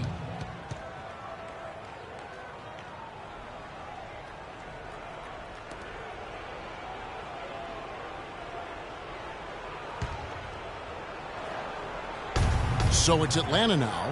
They lead by 11, the largest margin of the game. Hill against Teague. Picked by Horford.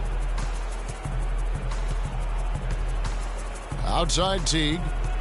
Down low. And he was fouled on the way up. 2 free throws now for him. Looking at the game Horford's been having, he has 11 points and a pair of blocks to go along with those. And he's been standing tall when they needed him.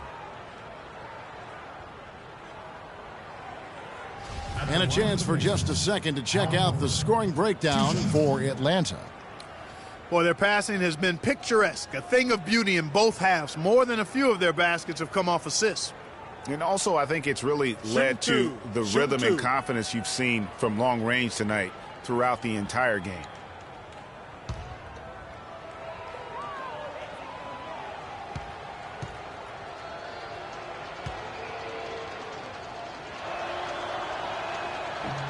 And he makes the first.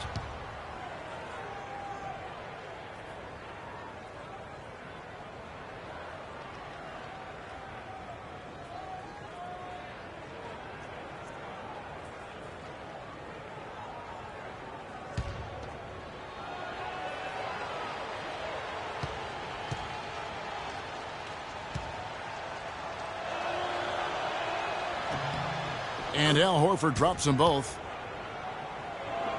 So it's the Pacers now, trailing by 13. Now Hill. Outside, George. This is to Miles. 5 on the clock. Indiana needs to get a shot off. Deep 2 from Hill. Nice jump shot. Good. Here's Atlanta now. This run now up to 13-2. Outside Teague. Off the screen. And it's sent back by O'Neal. Hill against Korver. And here is Hill.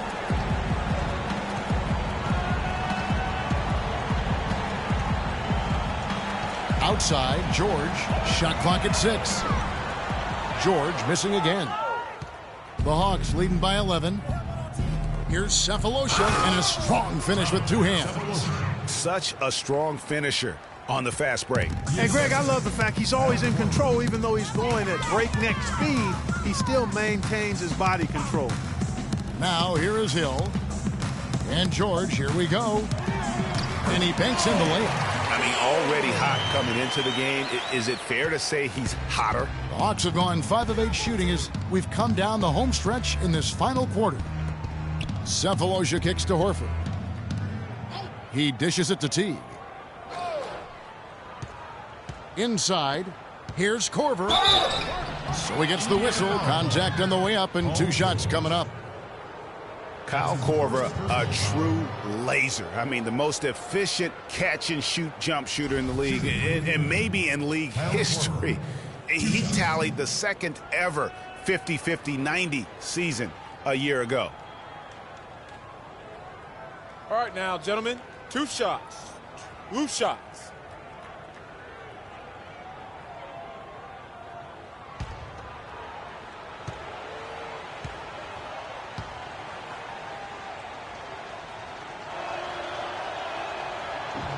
And the first one drops. And Korver now in his 13th season in the NBA. Last season was his best ever, especially shooting. Yeah, and he credits all of his improvement to the advanced off-season training regimen. Extremely dedicated. He moved his family to Santa Barbara to be closer to his trainer, and it's paid off. Both free throws good from Korver. And Kyle Korver enjoying a career renaissance, if you will, here in his 30s. A former late second-round pick. He's kicked around the league a little bit. He's really found his niche here in the motion offense of the Atlanta Hawks. Now here is Hill. Here is Miles. O'Neal a screen on Korver. Deep 2 from Hill. And again, it's Indiana converting. A little background on Kyle Korver, drafted 51st by the Nets back in 2003. They sold his rights to the Sixers for a little over $100,000 and used the proceeds to pay for their summer league fee. Well, that, and they also bought a new color copier for whatever that information is worth. It might sound like a mistake in hindsight, but I heard that machine is very reliable. Pacers trail by 11. Hill kicks to O'Neal. Out of bounds, Atlanta will take possession. And that's just carelessness there. I mean, you have got to have your head in the game. Young's checked in for C.J. Miles. Thaddeus Young.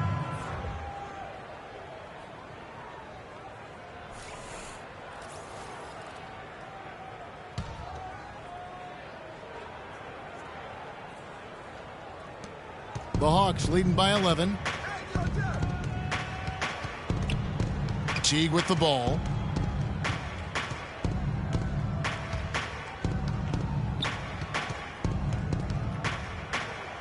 And 2 free throws coming up as he misses that one. Drawing the whistle and a lot of contact there.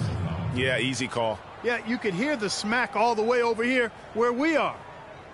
At the line for the Pacers, Jeff Teague. 2 shots.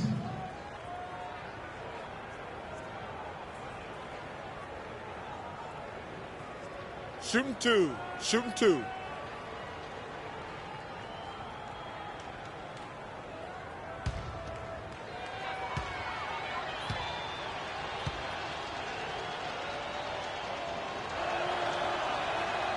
Free throw good, Teague. You know, it hasn't always been the case in the NBA, but parity is at a great spot right now. Every team can compete for a title or end up last in their conference, it seems. It's something the NBA wanted and ultimately now has achieved.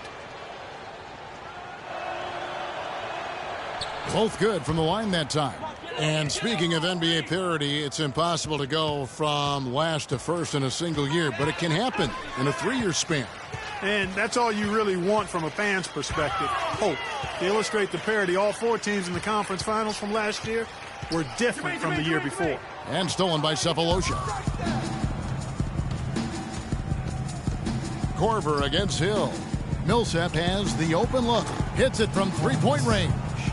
Millsap's got 11 points here in just the second half. Just too dangerous of a shooter to leave alone from beyond the arc. Now here is Hill. There's a good screen.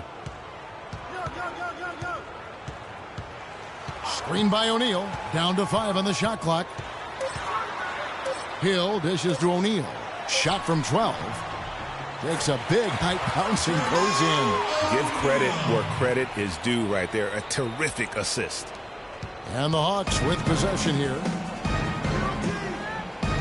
Teague the pass to Millsap. Millsap sets the pick for Horford. And Teague, here we go. And he dunks it after the pick frees him up. And, you know, that's an example of how many plays we have in a game for which there's no stat. A monster dunk coming off just a terrific pick play. Greg, you're right. It really did work to perfection. Gave him all the room he needed for the flush. Boy, that's a sound physical play. I mean, can't be afraid to put a shoulder into somebody every once in a while. It's a contact sport, folks. Atlanta making a switch here. Rondo's checked in.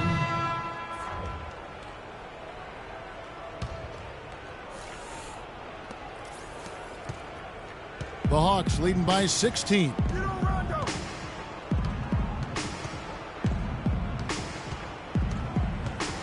In the corner, Sefolosha with it.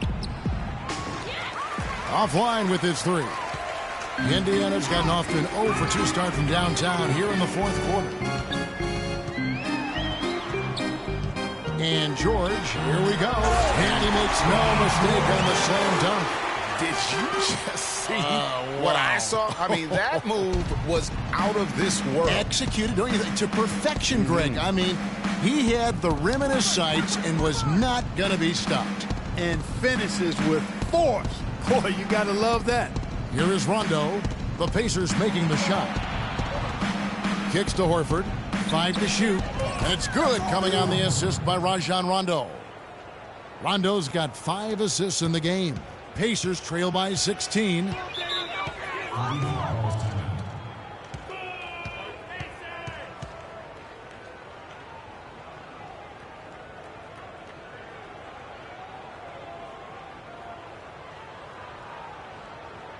we go, Pacers fans. Now, for your Pacers.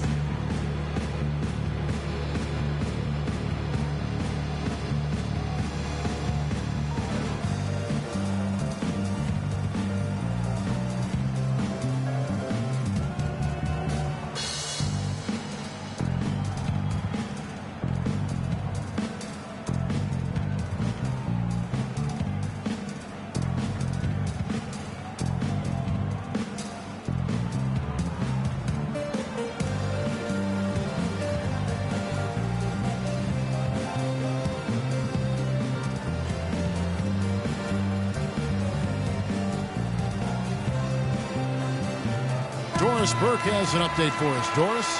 Kevin, I was able to hear the advice Frank Vogel gave to his team during that last break. Young was the focus of the discussion, and he wants their offense to run through him. Coach has a lot of faith in him offensively and let his players know it, insisting that he be at the forefront of what they do at that end of the court from here on out.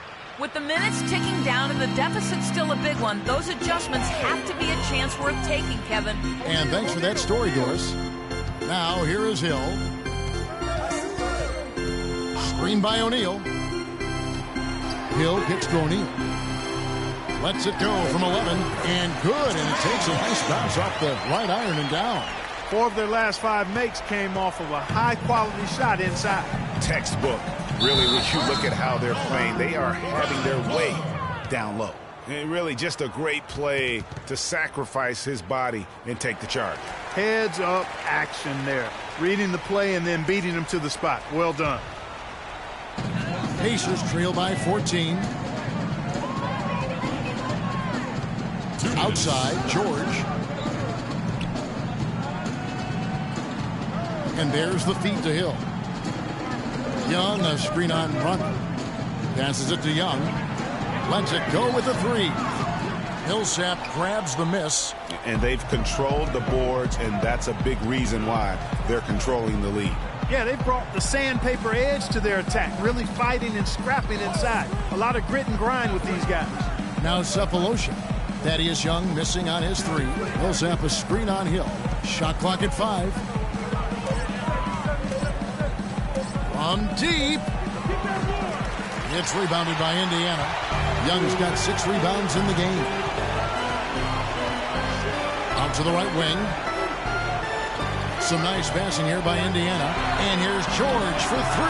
That miss puts him at 53% shooting tonight. 8 for 15. And there's no doubt about this one. Playing with a lot of confidence tonight. It's a statement victory for the Hawks. Mark, look at their number of assists. Well, they minimized the one-on-one situations, Kevin. They got the ball moving, and it found the open guy. Great ball movement. You're right. And so taking a look at their record, a nice milestone they'll be picking up tonight. 30 wins on the year now. And once the horn sounds, they're going to go up 2-0 in the season series. Gentlemen, but Greg, still 2 more games upcoming between these teams, so we could have a few more twists and turns down the road.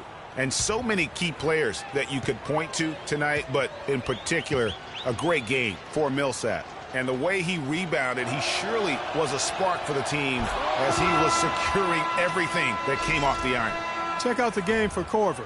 He has 15 points and 2 blocks. He's passing the ball so well right now and is really focused at the charity stripe, too. And, Clark, you can just see him oozing with confidence right now. Atlanta making a switch here. Splitters checked in for Horford. Mike Scott comes in for Paul Millsap. Hardaway's checked in for Sefolosha. And Dennis Schroeder subbed in for Rajon Rondo. He's perfect from the line this time. And in today's NBA, it's all about spacing on offense. It used to be more about finding matchups to exploit. Now it is all about opening up great looks by spreading the floor. And with great spacing in the NBA, you need great shooting. More than ever, shooting and spacing, Clark, are at a premium in the NBA for teams. Yeah, well, it starts with point guards being able to break down defenses and get into the lane to create open shots. You want to be able to create space for the point guards to drive, so you need shooters on the wings. Atlanta making a switch here. Bazemore's checked in. There's a minute left here in the 4th quarter. Miles dishes to Udrih. Hill passes to Miles. He kicks to Young. Hits from the high post. And he's really shot the ball well, but it hasn't been contagious. And so it's Atlanta with it. There's 38 seconds left in the 4th. Splitter sets a screen. There's the pass to Scott. Craps in the tray. And the fans already heading for the exits. Clearly not pleased with the way things turned out today. Well, Greg, this was a well-deserved win. I mean, they came into this building and acted like it was their home turf. I mean, they were the ones calling the shots and controlling everything. And so it's Indiana with it, following the 3 by Atlanta. Clock at 6. Pass to Miles. Hill kicks to Udrih. From deep, Miles. Rebound, Atlanta. Here's Bazemore. And so Atlanta takes this one by a big margin. To come into an opponent's building and dominate the way they did tonight says, I think, Greg, an awful lot about this team. I guess they don't need home cooking to feel at home. I mean, Kevin, just a masterful performance all the way around. And now we'll send it down to Doris Burke, who's standing by courtside. Well, Al, certainly a great team effort. What were the biggest factors in how this team came together for the win? Just taking good shots on offense, trying to, getting stops on defense. We challenged every shot. We just played hard tonight. Defense wins championships, and tonight it won this game. Al, thank you, guys. Doris, thank you as always. And that'll do it, folks. This is Kevin Harlan saying thank you for watching. And now we'll head over to the studio with Ernie Johnson. The 2K Sports postgame show.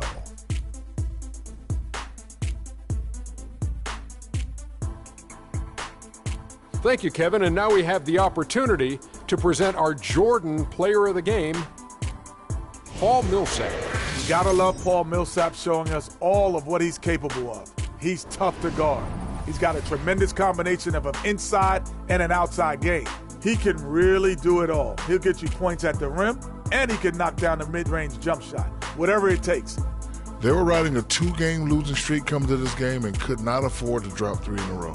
He rose to the occasion for them tonight, big time. They needed this sort of performance for him.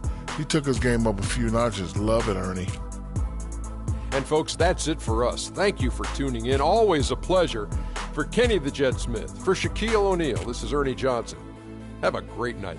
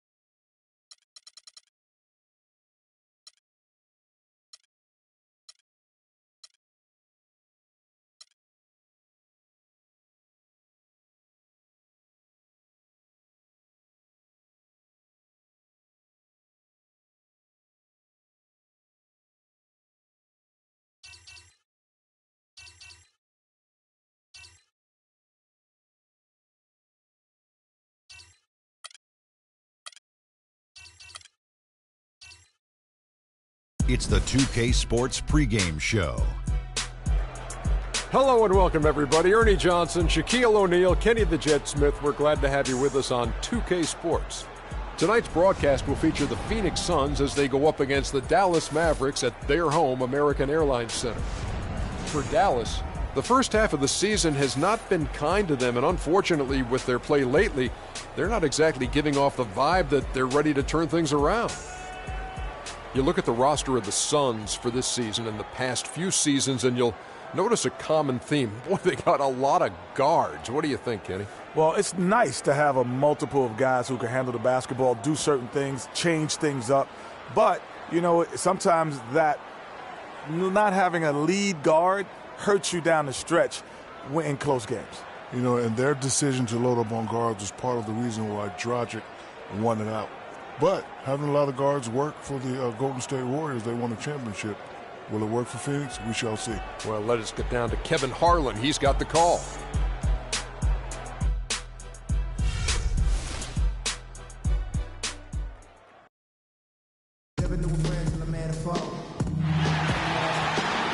It's a Western Conference battle here at the American Airlines Center in Dallas, Texas, as the Mavericks look to work the home court advantage. The Suns won the road trip here before heading back to Phoenix. This is an important game for them because they've really been struggling. Just one win in their last 5 games. And I think for the Suns, they've basically lived up to the expectations so far this season. And that's not really good news for their fan base because those expectations only had them on the brink of the playoffs. Yeah, which is exactly where they are right now. It's not too late for them to make that kind of emphatic late push that turns the season from average to excellent, though.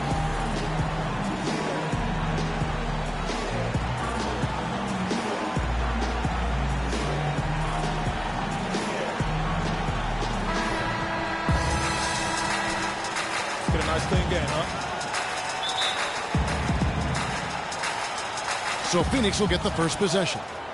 Now a chance, courtesy of Gatorade, all fueled up and ready to go. The starting 5 on the floor.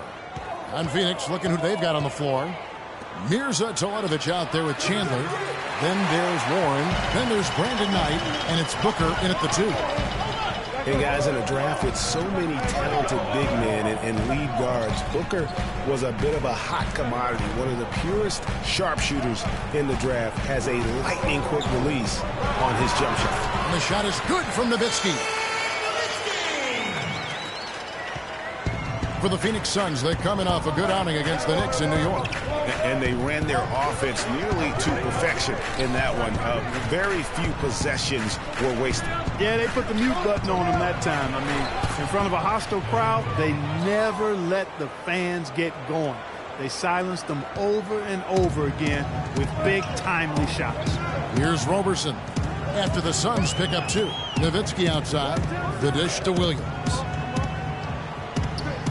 Nowitzki gets a wide-open look. Phoenix grabs the miss. When he's wide open like that, he'll rarely miss those. Knight kicks to Teletovic. Now, here's Warren. He's guarded by Williams. Takes it from 10. Lands soft on the front of the rim and drops. Dallas with the ball. They're coming off that win against the Nets. Yeah, and in that game, we saw a lot of sloppy play from the opposing offense. They coughed the ball up, a lot of unforced turnovers. And that did make things relatively easy for them. You know, it's nice to get a win and not have to work too hard for it. The Suns have gone 2 of 3 here to start out the game. The first quarter of action, 2 minutes in. Chandler kicks to Teletovic. 6 on the shot clock. Here's Booker. And it's Phoenix scoring again.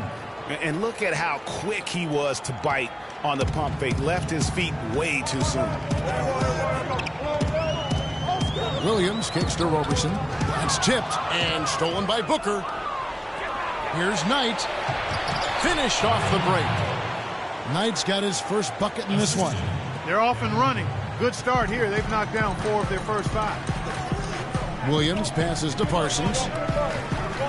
There's a screen by Canner. Dishes it to Robertson.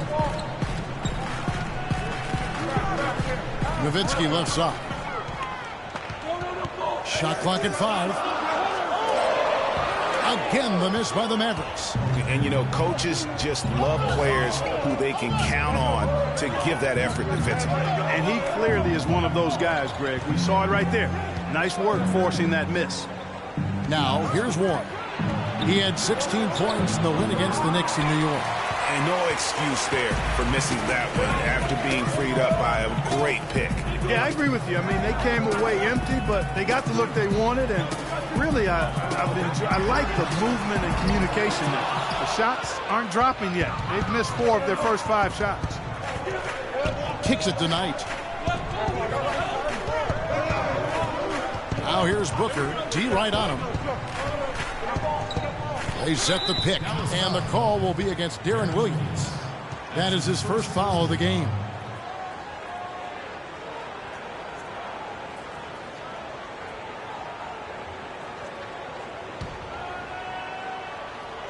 And here in the first quarter, with a little over 3.5 minutes played, and the basket good. Well, Merry Christmas. I mean, that was a freebie. Mavericks trail by 8. Guys are looking for a spark here. Yeah, I mean, a cold stretch offensively. They desperately need a basket. Feeds it to Robertson, and he was camped in the lane there, and he gets the 3-second call.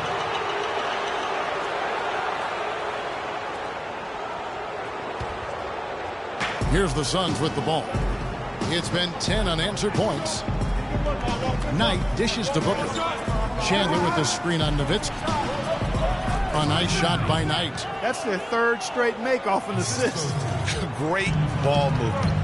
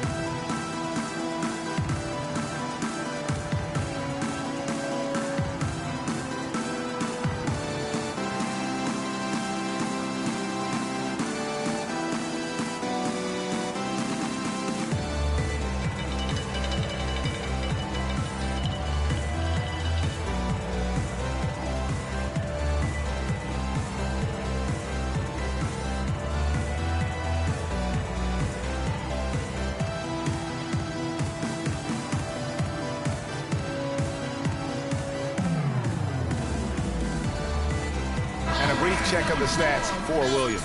Over the last 10 games or so, he's really shown up. Averaging 17 points per game, 7 assists, and almost 3 steals. And he has been passing the ball like a virtuoso. That's what really stands out about these recent performances.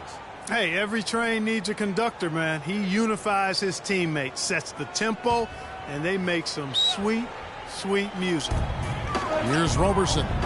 He's been patient so far, nothing yet on the scoreboard. And he gets it to go. And on the bench for the Suns is Jeff Hornacek, probably one of the tougher coaches in the league. He'll bend your ear if you make mental errors. Now, here's Knight.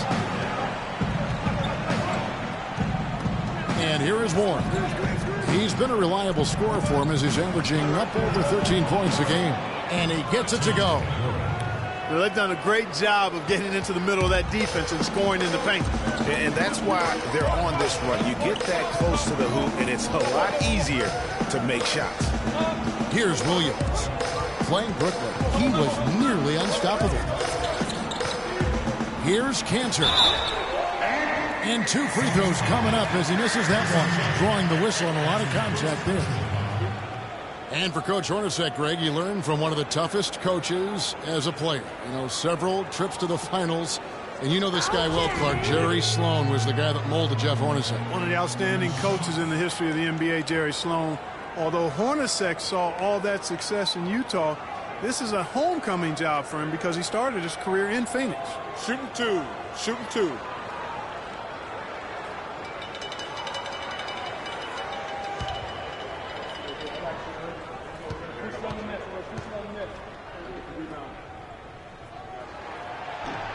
No good on that one.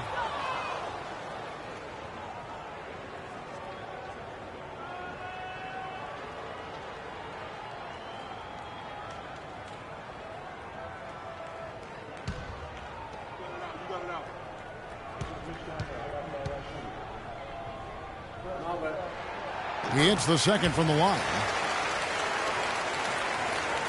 Suns leading by 8. Knight kicks to Booker.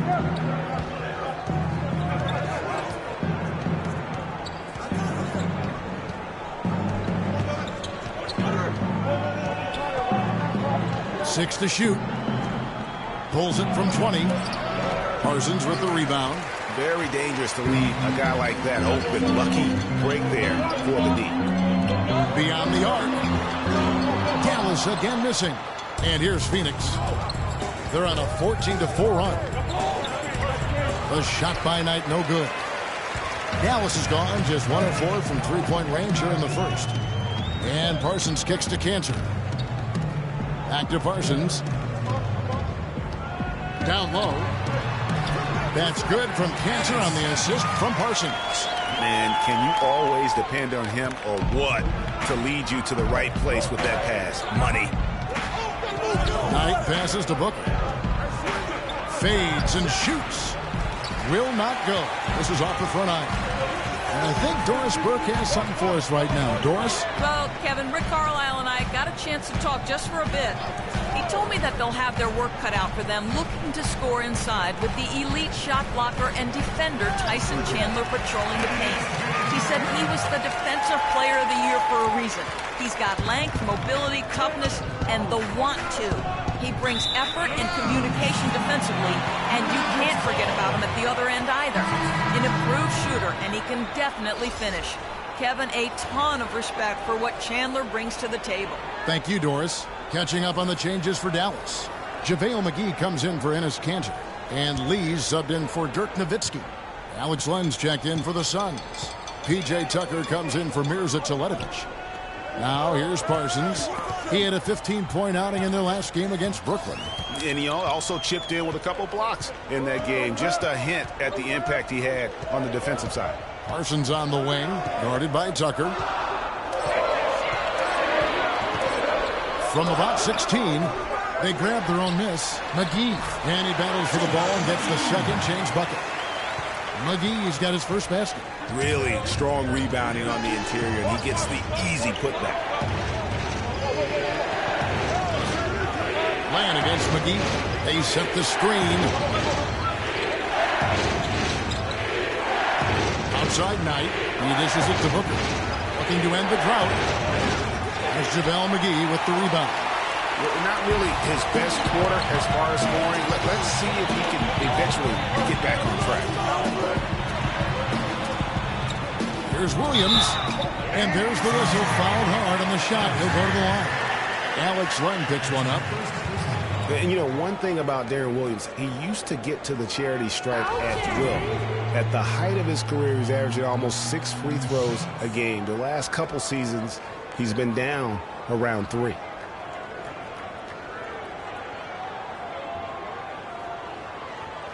All right, now, take a break. Take a break.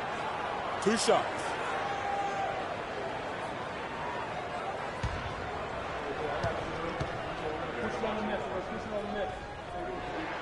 The first free throw is good.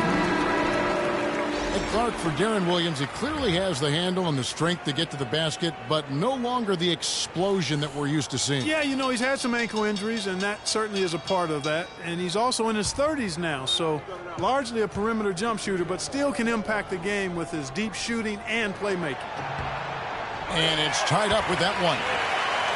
Always seems the Mavs are able to compete for a title, Clark, but their window might be closing with some of their stars aging, namely Dirk Nowitzki. You're exactly right, Kevin, because Dirk is the centerpiece of that franchise, has been for over a decade. They made the Rondo trade last year trying for a big finals run, but eventually they'll start to have to build for the future. So the whistle blows on the shot and 2 free throws for the contact right there. And when you look at the Mavs Mavs, they have always built through free agency, still tinkered with the roster this season to get into a position to compete. Not having any lottery picks for so long has hampered their youth and development. All right, now, take a break. Take a break. 2 shots.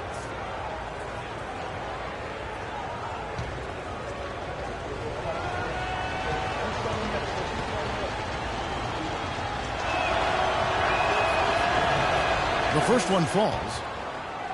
Well, you know, with the Mavs making the playoffs so consistently, it's a bit of a double-edged sword. Cuts both ways. They rarely have draft picks that help take the team to the next level, but they are in the playoffs, which is what every team wants to be part of.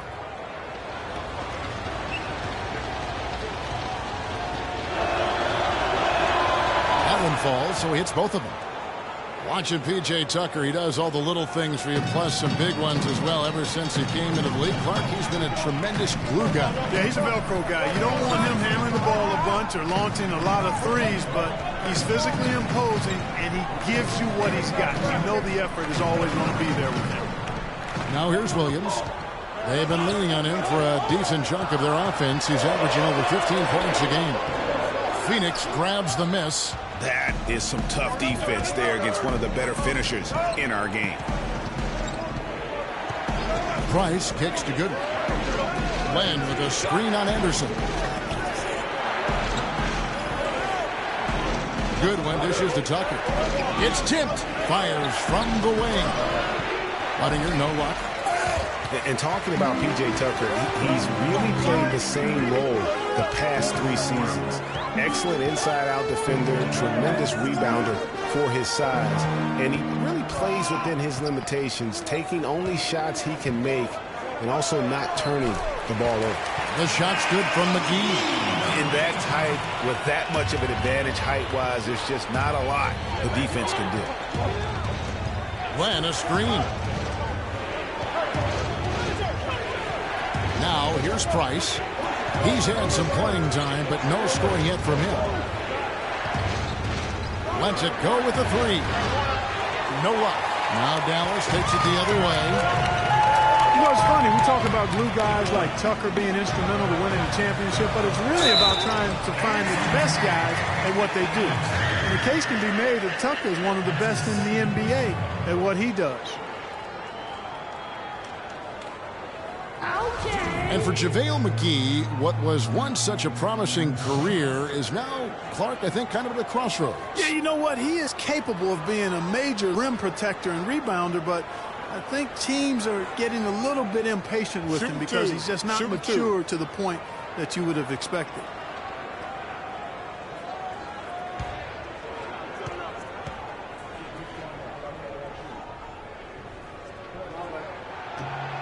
And that drops, so they now lead by 1.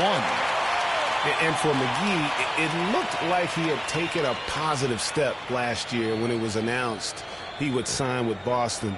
The front office even came out and sang his praises. Then negotiations fell apart, and McGee didn't play again for the rest of the season. Another in a long line of disappointments over his career. That one falls, so he hits both of them. You know, regarding McGee, he spent most of his career eyeing the money. He forced his way out of Washington partly because of it. Didn't sign with the Celtics because he wanted to be an unrestricted free agent at the end of the year. He has to show that he can still play if he wants somebody to really pay. The Mavericks have gone 6 of 13 from the field, just under the 50% mark. McGee a screen.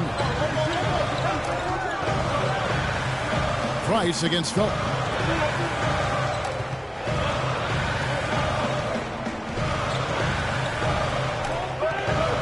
McGee is screen on Price. On the clock. Felton misses the 3, and he used the pump fake well there, but he couldn't capitalize. Price with the ball. Now Felton defending. And it's Goodwin missing. Now the Mavericks with it. They're on a 16-7 run. Felton goes in. Tries from 7. And so he draws the foul on the shot. A trip to the line to shoot 2. And for Raymond Felton, last year was nothing short of a disaster. Missed the first 31 games with an ankle injury sustained in preseason. And he played for a poor team. And things, you know, Greg, being the leader, the ball handler like you were, they just never got much better for Felton as the season went on. Yeah, the problem when you have that issue early on, the season isn't going to wait for you. Right. You know, you're basically in catch-up mode, and so because of that, he never got into any kind of a rhythm when he was available to play. And that's not surprising, given that he averaged less than 10 minutes a game for the season after averaging 33 a game for his entire career. And, you know, getting back to Raymond Felton, it looked at one point like he would become the league's next great playmaker. Drafted 5th overall in 2005, immediately after Darren Williams and Chris Paul. Felton never quite reached the stratosphere of his fellow draft mates. Charlie, Villanueva's checked in for JaVale McGee. And good on the second, so he makes them both. And one last thought about Raymond Felton. I really feel like he's at that classic crossroads in one's career. If his conditioning is there, if he's healthy, he still has the skills and the moxie to make a difference. It just comes down to him wanting to make that effort, which gets harder after a decade of wear and tear on your body. Yeah, saw some things that just weren't working for them and wants to make some adjustments. Yeah, and no reason to wait around to do that, Greg. I mean, you might as well make those adjustments right away.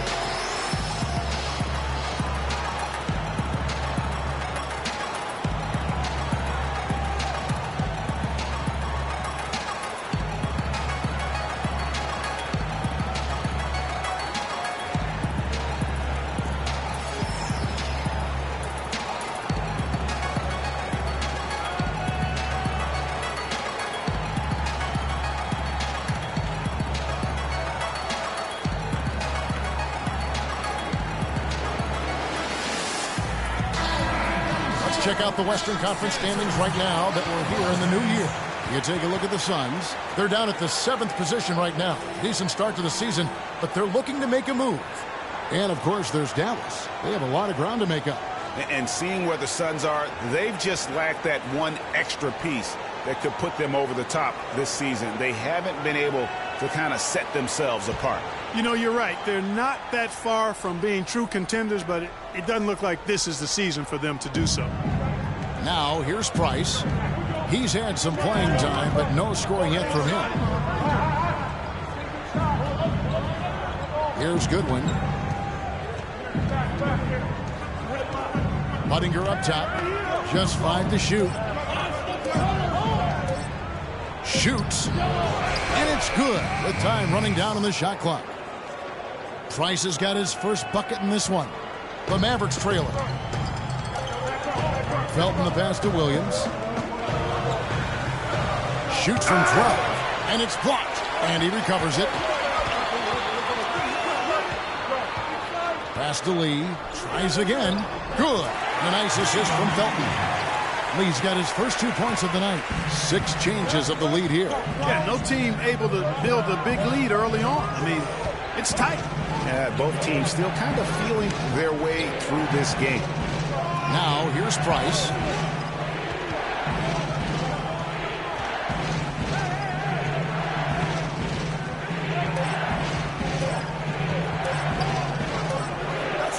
He drains it as the shot clock ticks down. Price has got his second bucket of the game to go. And look at how quick he was to bite on the pump fake. Left his feet way too soon. Picked by Lee. It's Anderson with the drive. Offers off the pick and hammers it home. Both teams trading punches back and forth. This thing's like a heavyweight fight. The momentum swings really impossible to keep track of. The energy in the building just keeps going back and forth, ebbing and flowing. I'm loving it. Now here's Goodwin. He's guarded by Williams. Goodwin, good. I like it. I like it. He broke out the fancy finish there.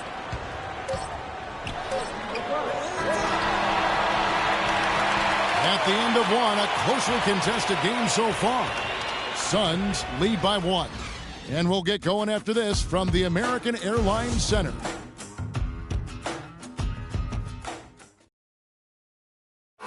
And Dirk Nowitzki steadily climbing the all-time scoring rankings. He talked about the remarkable journey of his long and illustrious career.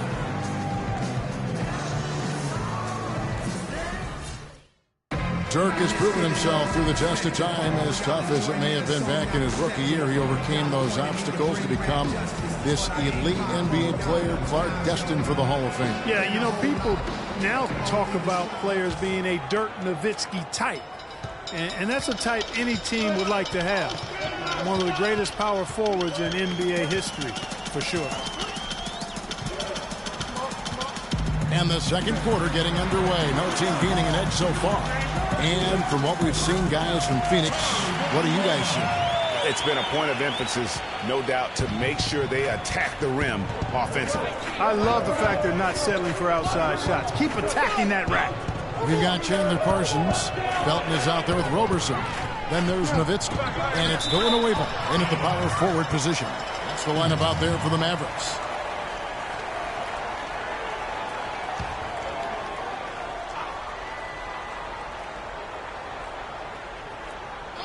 And Zeletovic kicks to Knight. From outside, off the mark. The game has been very close in a lot of areas, but rebounding has been the one differentiator thus far. And, Greg, we've seen it time and time again in games. Effort and determination on the glass can make up for a lot of other weaknesses. Phoenix with the ball. After the miss from Raymond Felton, here's Chandler. And a foul called on the shot. Got him on the way up that time, so he'll shoot two right here. You know, there was a time when some thought Tyson Chandler would be a draft bust. But, you know, it took some time before he found his niche and has been one of the best bigs in the NBA for the span of his career. You know, that shows you also when you draft guys out of high school, they're going to need a couple more years to really define who they are as players.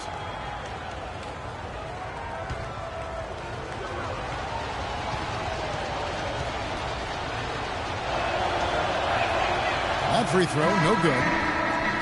Chandler was a bit of a late bloomer, but you can't argue with his presence on the floor now. Well, he won a title and embodies what you need to do in order to win titles. I mean, Chandler makes all the difference on defense, and that's why teams will just still want him even late in his career. Cantor checked in for Dallas. T.J. Warren, he's checked in for Phoenix. And he sinks the second. Second quarter of basketball, about 1 minute played so far. Cantor with the screen on Knight. Felton against Knight. There's a screen by Cantor. 5 to shoot. Dallas needs to get off a shot. Parsons for 3, and he gets the bucket. Parsons got his first bucket of the game, and he's on the board for 3. Suns trail by 3. Outside Knight. Passes it to Warren.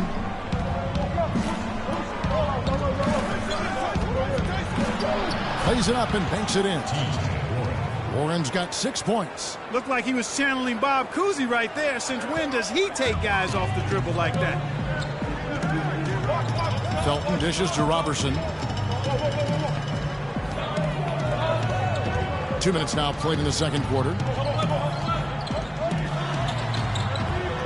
Knight grabs the board. The Suns have gone 1 of 3 to start out the second quarter. High post shot. The Mavericks pull it in. This time they faced off, it was right here at home where they couldn't get it done. Yeah, and looking back at their last game against this club, they were badly out-rebounded. Yeah, and that turned the tide, the rebounding differential. They've got to focus and make it a team effort to really pound the glass. Here's Booker. Tries again. And he gets it to go as they call the foul. He's on his way to the line for one more. And defensively, they are on their heels every time the ball comes inside. Yeah, I think they've got to ramp up the aggressiveness, Greg. I mean, if they don't, things are just going to get worse from here. And, guys, what do you think about the offensive approach so far that we've seen for Phoenix? We've seen a lot of their points coming off penetration in the first half. Another thing they've been doing so far tonight is knocking down the jump shot.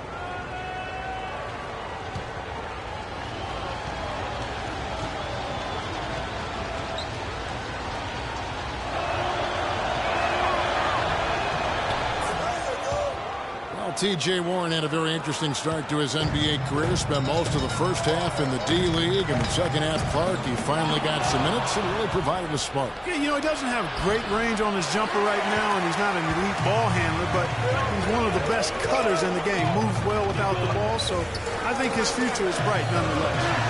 Felton the pass to Nowitzki from 17 feet out, and that one's good.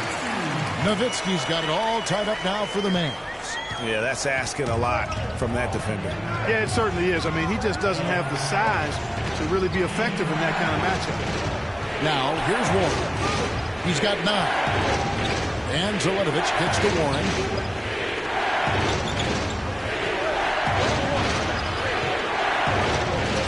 That one is good. He's only missed 1 shot of his 6 taken on the floor. His pace makes him really hard to keep track of, guys. I mean, if you lose him, he'll explode to the rim on you. And Roberson kicks to Parsons. And here in the second quarter of action as we approach 4 minutes played. Oh, that's blocked. Booker dishes to Knight. A baseline J. No good. And the Mavericks going the other way now. They've got the Hawks ahead of them in their next game, and it's in Atlanta. That'll be just 1 game played away from home for them. Here's Roberson. He's guarded by Knight. Can't get it to go. I'm a fan of anybody who defends that way. I mean, they weren't about to open the door and just allow him to cruise in for a layup. He just has not been able to get into that groove yet, guys. But as a whole, it hasn't affected them too much. And there's Dirk Nowitzki on the assist by Felton. 9 points for Nowitzki. The Sun shooting is definitely lagging at the moment. They're just 30% in the second quarter. Now here's Booker. He's tightly guarded to the inside. Now Warren, 11 points in the game. And it's going to be 2 free throws. Drew contact on the shot. We've watched Warren play great basketball. He's got 11 points, and they've got to be happy with his work on the glass, too. They really do. He is not giving up any ground in the paint, and when the ball goes up, you know he's going to be there to fight for it. All right, now, take a break. Take a break. 2 shots.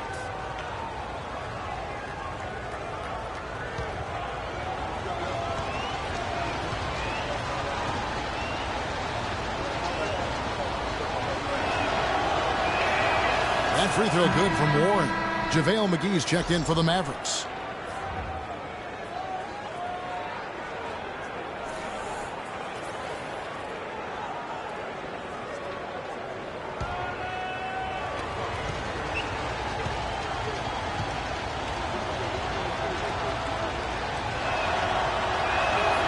Both free throws good from Warren. He didn't get to the line in that entire first quarter. But right now, he's showing some aggressiveness out there. There's a screen by Cantor. Felton the pass to Cantor. And it's good off the back of the rim and in. Cantor's got 7 points. That's a clean look they gave him there, fellas, and he drains those. Now, here's Warren. Covered by Parsons. And the shot by Warren, no good. For Dallas, they've gotten exactly half their shots to go down here in the second. 5 of 10. Parsons attacking. Pass to Cantor. And no good. Had a chance to take the lead. And now the Suns a fast break. Knight against Felton. Outside Knight.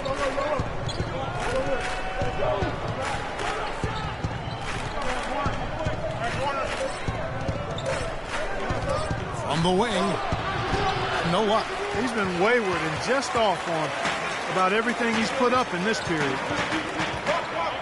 And Roberson kicks to Felton. Cantor sets the pick for Felton. Left side Parsons for 3. And that comes off the assist by Raymond Felton. Felton has got assist number 5 here tonight. He just sagged off just enough and no hesitation on his part.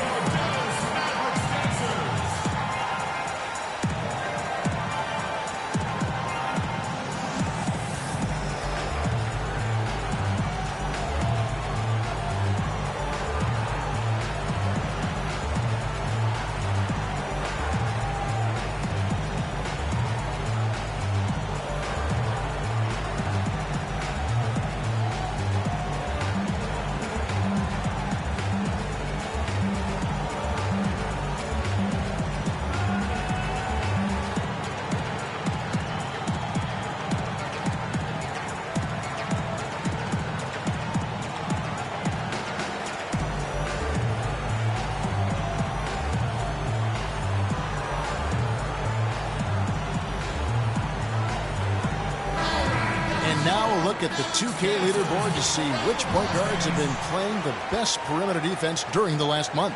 Number 1, Darren Williams. Brandon Knight, 4th. And not only are these players tremendous at picking a ball handler's pocket, but as terrific point guards, they also know how to jump into passing lanes and get a steal or deflection that way as well. For sure. I mean, they wreak havoc defensively in all kinds of ways. On the ball, off the ball, in transition. Boy, this group is the complete package at both ends of the floor. Now here's Knight. 26 points for him last game against the Knicks in New York. And he was camped in the lane there, and he gets the 3-second call. And taking a look here at some numbers for Booker. The last 10 or so games, he has been remarkable. He's putting up about 21 points per, 7 assists, and 3 rebounds. And really for him, it's about putting in the work and improving his game. Yeah, and I think he wants to. It's one of those things where you either want it or you don't, and he does. Now here's Parsons. He's got 6. Outside Williams. He's just scored his first basket with that shot, making him 1 for 4. Oh, such a field shot there, the floater. Knight with it. With an average of around 19.5 points a game, his scoring has been a constant for them. Mavericks leading by 5. And McGee kicks to Roberson. Here's Lee. And fouled hard that time. He'll get to the line and shoot 2. One thing about David Lee, who's a proven scorer and rebounder, Clark, health, though, has been a concern. It has been very durable early in his career, Kevin, but of late we've seen hamstring issues, back issues, and torn hip flexors, and that's taken a toll on him for sure. And, guys, for David Lee, when healthy, he can absolutely fill it up. I mean, he's a terrific offensive player, can score over both shoulders, now, a really solid passer, and, of course, a volume rebounder.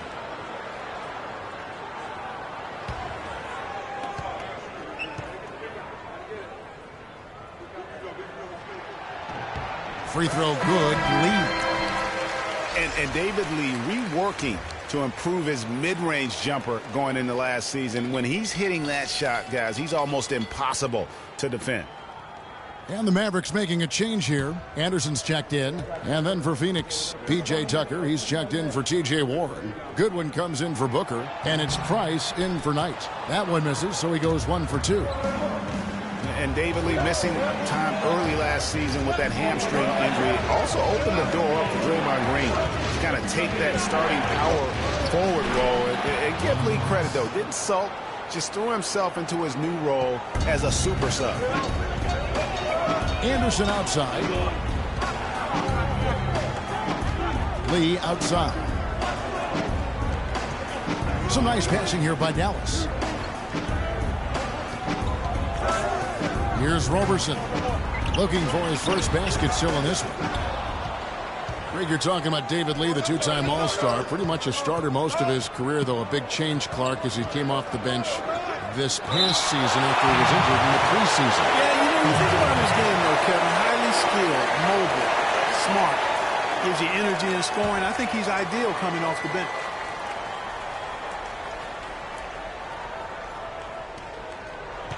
Price up top. He kicks it to Tucker. Len dishes to Budinger. And the bucket counts, and he's on his way to the free throw line. Try to make it a three-point play. How about the concentration? He gets hit, but stays with the play and gets the finish. Innovation and improvisation right there, Greg. Finding a way to get that shot to fall after taking the contact. And a chance to catch up on some numbers here. Scoring breakdown for the Mavericks. Fellas, they're passing the ball the way you're supposed to here in this first half. Another part of their game that's been working for them in the early going tonight is their post play, getting it done inside. Free throw, no good for Budinger. You know, it's really quite amazing when you look at Chase Budinger. I mean, statistically, he was the same player last year as when he was a rookie. Across every category, even smaller categories like steals and blocks, almost identical output 5 seasons apart. Kevin, and looking back over the last month, let's check out how Phoenix stacked up. They were 6th in field goal percentage, 8th in scoring, and they are in the top third of the league in assists. With the quality of players they have, you thought they might be better there, but not bad. And going back to their field goal percentage, great consistency and execution for them offensively. I think that's made the difference. They don't have many dry spells. Loose shots.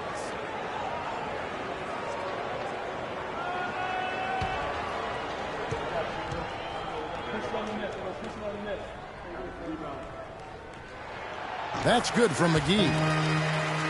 And going back to Chase Budinger, a terrific athlete with a plus shooting stroke. He definitely has some talent, but Greg, his inability to play consistent defense and his subpar ball handling have capped his career minutes at around 20 a game. Yeah, and that's why he was a second-round pick way back when. I mean, scouts knew he was a somewhat talented player, but just not a complete one. Now, here's Price. He has 6.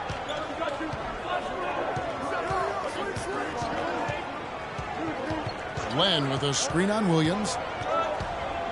And it's Goodwin in the corner. Just 5 on the clock. That's good, and it's Price with the assist. Goodwin's got his second basket. Dallas has gone 2 or 3 when they've stepped beyond the arc in the second quarter. Screen by Lee.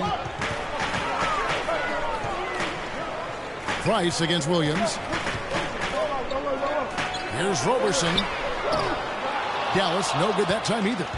You know, he might want to think about deferring for a while. He's had his chances this quarter, but just not able to convert. And here is Williams.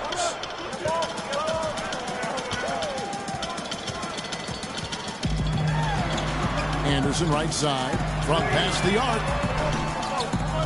And it's Price with the rebound. The Suns trailing.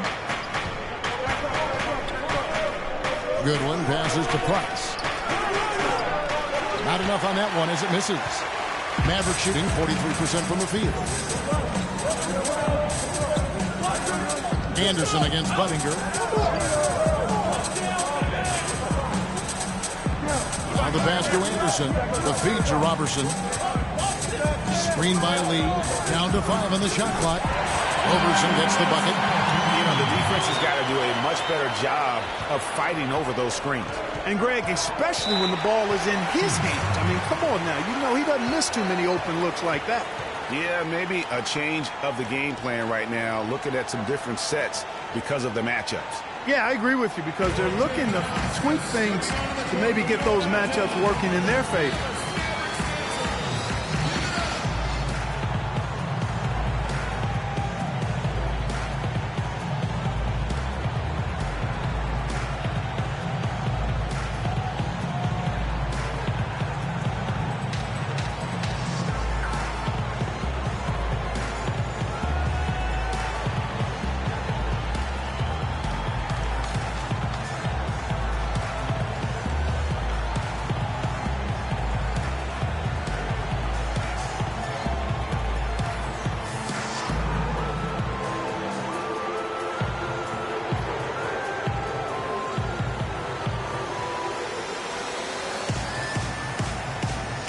Catch up with Doris from the sideline. Yes, Kevin, during that last break, I heard Jeff Hornacek as he addressed his team. He told Len that he wants their offense to run through him. Coach emphasized getting him as many touches as possible, saying he is going to be one of the guys to carry us the rest of the way. Maybe making those early adjustments will give them time to judge their effectiveness by halftime. We'll soon find out, Kevin. Always great to hear from you, Doris. Williams against Budinger. Outside Williams.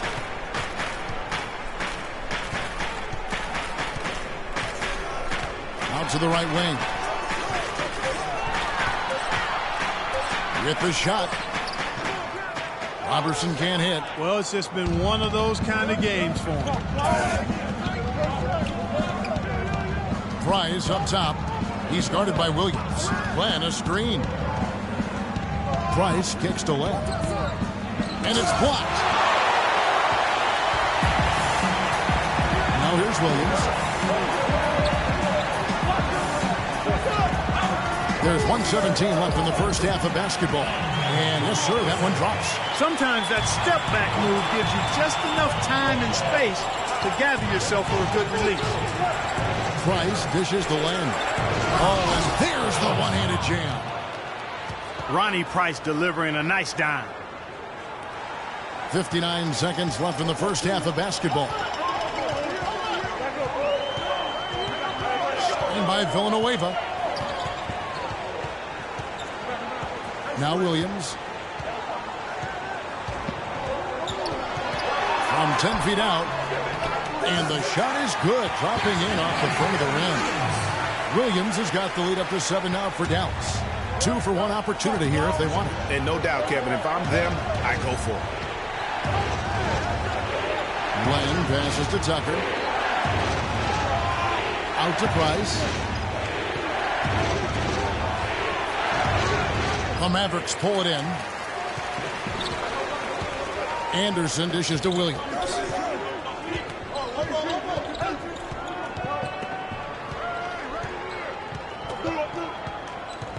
Screen by Villanueva. Williams attacking. The 3. Another 3 for Dallas. Great opportunity right there. He's got such tremendous length. He can just rise up and get separation for the 3. Here's Goodwin.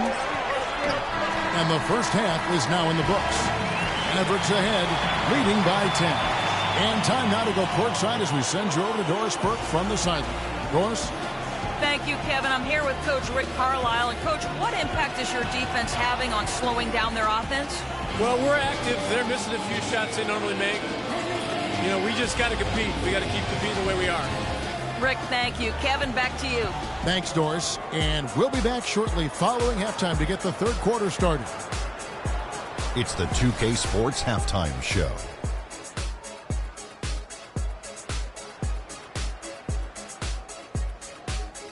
We welcome you back. A surprise so far, at least. I'm Ernie Johnson, along with Kenny the Jet Smith and Shaquille O'Neal. The first quarter for the Mavericks was fairly even. Some good action during the period, as it was just a one-point game at the end of one. With an excellent team performance in the second quarter, they were able to push ahead, scoring easily and defending with a lot more intensity, pushing out to a 10-point lead here at the half. Shaq, what's your take on Dallas? Well, they've been playing with some toughness. And it's led to a nice lead for them, not just on the scoreboard, but in the rebounding numbers.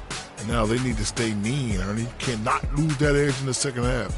Kenny, your take on Phoenix? Well, they just didn't produce enough offense. I don't know if it's because they were expending so much energy on the defensive end, but clearly they have to take a look at this. What plays are we calling? And how can we improve that? And they have to do it fast, because if they don't, this game is going to run away from them. And time now to send you back down to the floor with Kevin Harlan. We will see you after the game.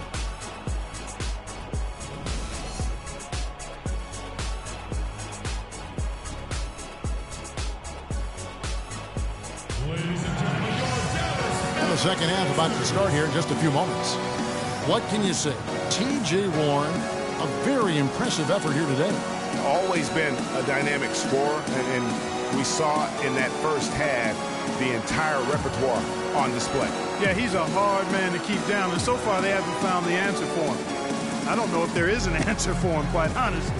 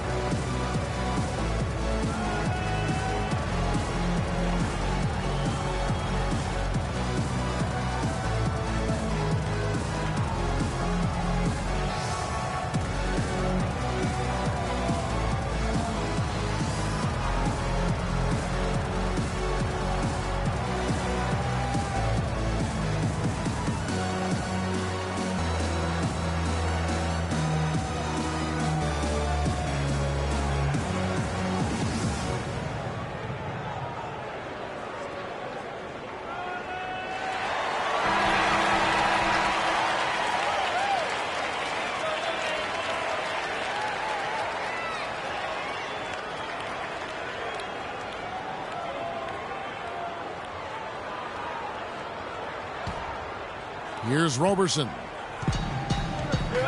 And on the floor for Jeff Hornacek starting the second half, we've got Booker, Here's Teletovic out there with Warren. Then there's Brandon Knight, and it's Chandler in at center. Williams kicks to Roberson.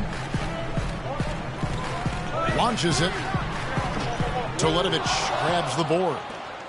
And just a solid start to the season for Teletovic last year. I mean, unfortunately, it came to a close prematurely as he was battling blood clots.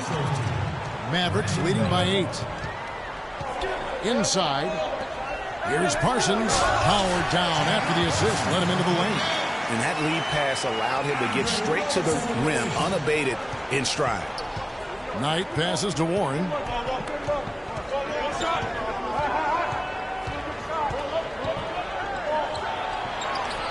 And for those of you tuning in, we're about a minute into the second half. Can't get it to fall. It's Williams with the drive. He feeds it to Robertson. Canner in the corner. There's the dish to Robertson. Shot clock at 5. Steps back and fires. Hits the front of the rim and out. Suns trail by 10. Clark, they've been struggling here on offense. Yeah, a little bit of cottonmouth here. Dry spell for sure. There's a good screen. Warren dishes to Teletovic. Connects from three-point range. Teletovic has got 5 points so far. Boy, that was a rugged screen set there, fellas, and the defense didn't even try to go through that one. Williams kicks to Parsons. Nowitzki sets a screen for Parsons. The shot is off. And Phoenix the other way now. 1 for 4 from the field since halftime. They're having a tough time getting it going here. Knight kicks to Booker. Fires from 18. Yes, and Knight with the assist that time. Knight's got 3 assists in the game. Mavericks leading by 5. And the foul called on Brandon Knight. That is his first foul of the game. Man, it's close, but, didn't get on balance quick enough. Yeah, and as quick as players are at this level, in this day and age, I mean, you've got to be perfect in your anticipation to draw the charge. Here's Williams. He's got 6. Dishes it to Nowitzki. Fader on the way. Phoenix grabs the miss. Booker's got 3 rebounds so far in the game. I'll tell you what, shooting 20% to start the second half doesn't bode well for how this will play out for this guy. And that's out of bounds. Phoenix will retain possession. And the Mavericks making a change here. Felton's checked in.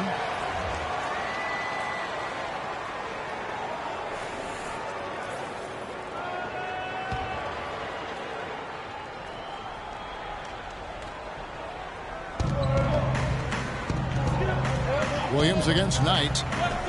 There's a screen. Shot clock at 6. And Cantor pulls it down. It's almost like he's trying to make things hard on himself. He's just got to slow the game down. Try to get some easy ones.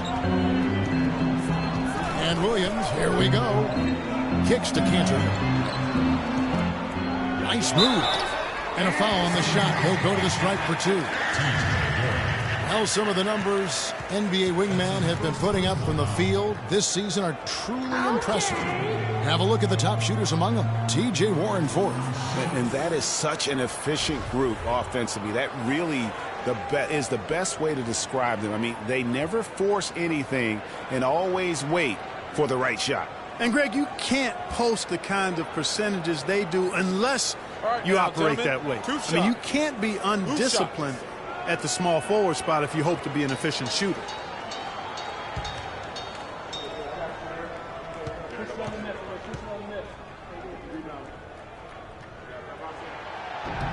And the first one at the line is good.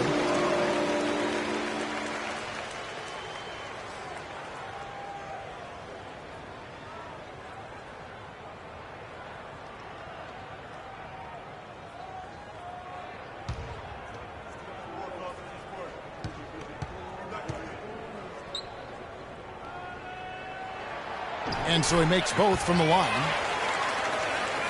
Third quarter here, and 3 minutes have come off the clock. Chandler with the screen on Williams. It's Knight with the drive. Feeds to Teletovic. Warren with the ball. He's got 13. Makes it off the glass. Warren's got 15. Well, they certainly didn't have much of a problem getting the ball into the post that time. Yeah, and that's important because this game may ultimately come down to which team controls the paint in crunch time. Now here's Williams. He has 6. Felton attacking. Second chance shot. Phoenix grabs the miss. That's not the type of opportunity he fails to convert very often. Here's Booker. No luck. So the Mavericks will take it the other way. It's been a real difficult game for him offensively, and it's cost him.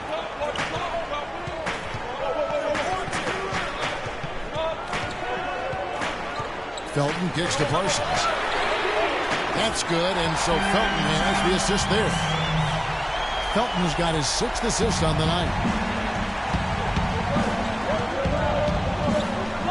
To the middle.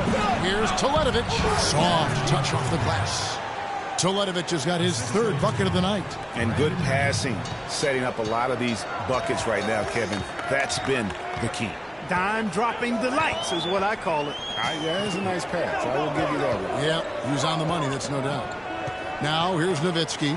He's got 9. Phoenix grabs the miss. Booker's got 4 rebounds now tonight. He dishes it tonight. Another 3 for Phoenix. Talk about doing a Rip Van Winkle on defense. Come on, guys, wake up. Why are they leaving him open at the three-point line? Come on. Now here's Williams. He has 6. Here's Nowitzki. That's in for his 5th make of the night. Now shooting at a 50% clip, 5 for 10. Kevin, a big guy with his quickness should be almost illegal. How can you guard that? Chandler with the screen on Williams. Knight passes to Chandler. And it's good. Fought through contact, hits the shot. He'll go to the free throw line. Brandon Knight certainly can pass the orange. And some stats here, guys. The scoring breakdown for the Mavericks. What a tremendous showing from the three-pointer all through this game. Another thing they've done tonight well is share the ball. So many of their points have come off of good, crisp passes. Looking at who's out there now for the Mavericks. JaVale McGee's checked in for Nowitzki. And it's Anderson in for Raymond Felton.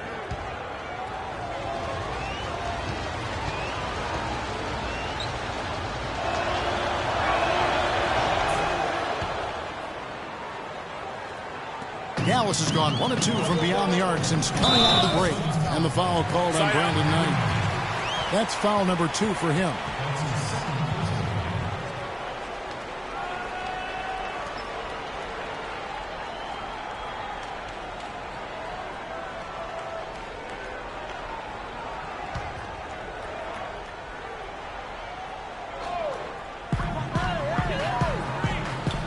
It's Anderson with the drive.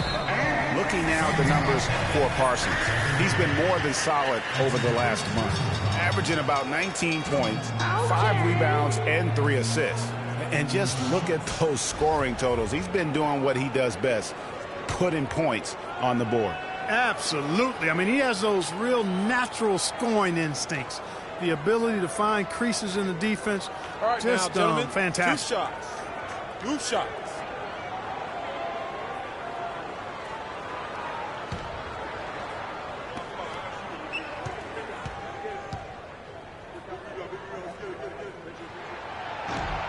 That free throw good from Anderson.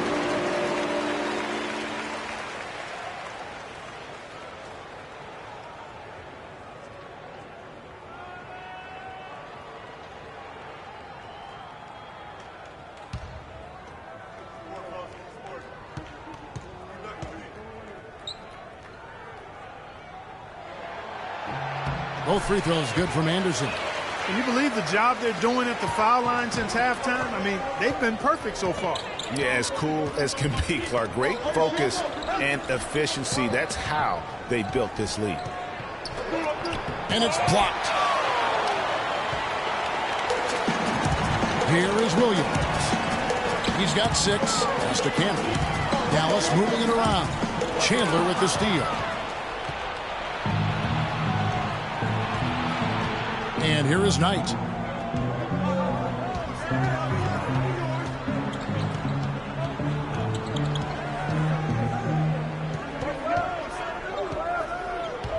And the foul called on Brandon Knight. That's his third foul of the game. Yeah, way to get there first and be willing to absorb the contact. No question about it. No flop there. That was a direct shot to the chest. Lee's checked in for Cantor. And then for Phoenix, Len comes in for Mirza Teletovic. And it's P.J. Tucker in for T.J. Warren. Lee is screen on Knight. Knight against Williams. Fires for three, and he gets the bucket. Williams has got 9 points. I tell you, he has some impressive moves in his repertoire. That's as good as it gets, but just one of many. Hey, guys, it's been a slow decline for Deron Williams the last few seasons. Once considered an elite point guard, he just doesn't have that stature any longer. Len, good. Now here's Williams. He's got 9.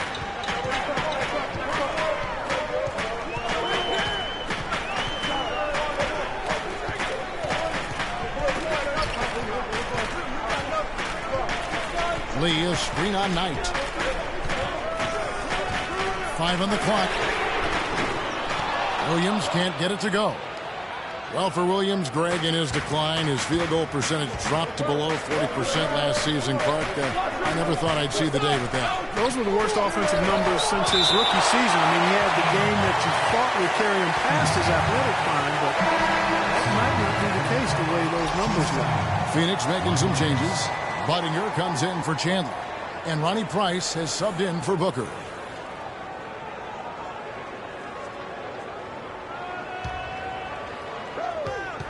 There's the pick. And Budinger kicks to Knight. 6 on the shot clock. Again, Phoenix. Wow, he was just wide open there. That's way too easy. Dallas leading by 3. Now Williams. They've been leaning on him for a decent chunk of their offense. He's averaging over 15 points a game. Price against Anderson. Out to the wing. And Budinger kicks it to Tucker. Passes to Budinger. There's the feed to Price. To tie. Parsons with the rebound. Parsons got his 5th rebound right now in the game. Anderson against Budinger. Out of bounds. Phoenix will take possession. Over the last month, let's see how the Mavericks fared in the NBA rankings. 2nd in steals. 14th in rebounding. They've only been able to get in the top 20 in second chance points recently. I mean, that's an area that they certainly could improve in. And going back to their steals ranking, you have to appreciate the quick hands. I mean, the ball's never safe when they're on the prowl, and I think that mentality is what bothers opponents. Knight into the lane. Shoots the 3, and he gets it to go. Budinger's got 8. You know, maybe he's not one of the elite sharpshooters, but even still, that's not a shot that he can afford to get. Williams with the ball. He's got 9.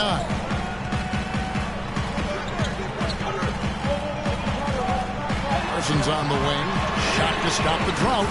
The basket is good off the assist from Williams. 14 points for Chandler Parsons. Suns trail by 3. Knight dishes to Budinger. Back to Knight.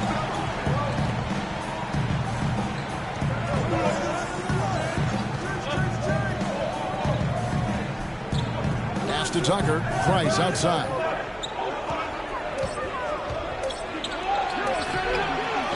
Another shot.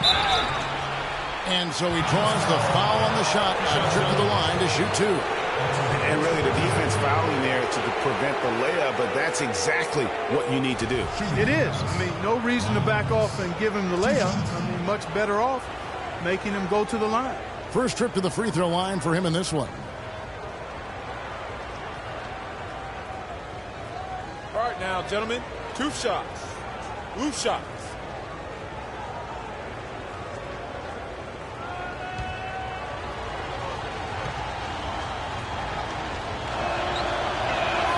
And that one falls for Price. A different look for Dallas. Charlie Villanueva's checked in for JaVale McGee. And it's Andre Robertson in for Anderson.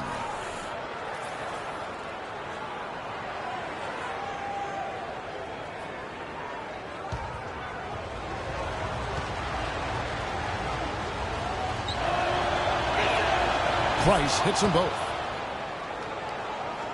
The Mavericks leading. Parsons outside. He kicks it to Robertson. Screen by Villanueva. And the pass to Williams. He feeds it to Lee. Back to Williams. 6 to shoot. There's the dish to Robertson. No good from outside.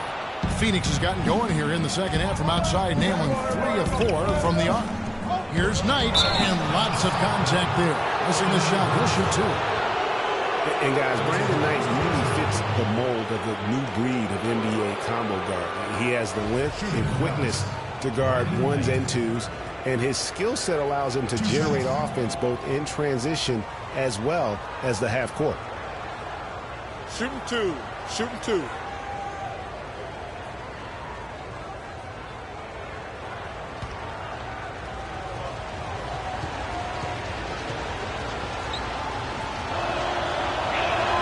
Ties it up, and this next one could give them the lead. Greg was talking about Brandon Knight. He'd really improve his shooting percentages before the midseason trade last year, and that was one of the bigger weaknesses, Clark, earlier in his career. Yeah, not only was the shot going down more, it looked better. It was better mechanically, but now to take the next step, he has to cut down the turnover. No good on the second free throw. And sometimes it feels like Brandon Knight is the Rodney Dangerfield of the NBA. The guy just doesn't get much respect. Yeah, I agree with you, Kevin. Through the end of last season, he'd already been on 3 teams in 5 years. On one hand, it may be disrespectful, but teams recognize his ability, too. And here is Knight after the three-pointer from Chandler Parsons. 1:52 left to play here in the third. Outside Williams, dishes it to Villanueva. No good with the triple. And on the topic of Brandon Knight, you have to wonder why he's been traded around so much. I mean, it wasn't due to a slow start because he made the All-NBA rookie first team. He's smart, has a strong work ethic, proved himself to be a clutch shooter in college, the kind of guy you normally wouldn't think about dealing for someone else. Kicks it to Villanueva. A moment now to see the stats for Brandon Knight. The past month has been surreal. Averaging 21 points per game, 10 assists, and almost 2.5 steals. He has been at his most dynamic, no question about it, a real handful. Well, he's operating at the highest level right now, one of the truly elite talents in the NBA.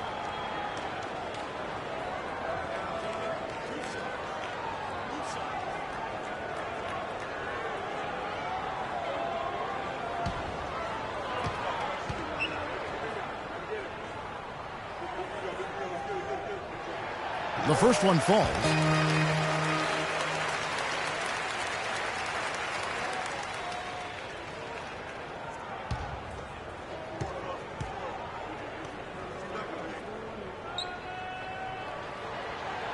And so Villanueva nails both of them.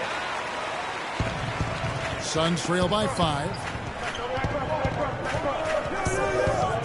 Outside Knight.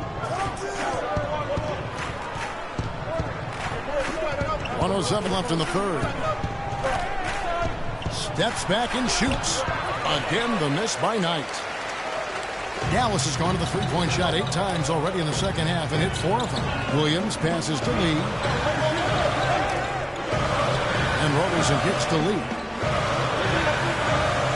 Robertson dishes to Villanueva. Cans the 12-footer. Villanueva's got 9 points. They're straying away from the three-point game here in the second half. That's fine as long as they're on the lead and they're getting good shots.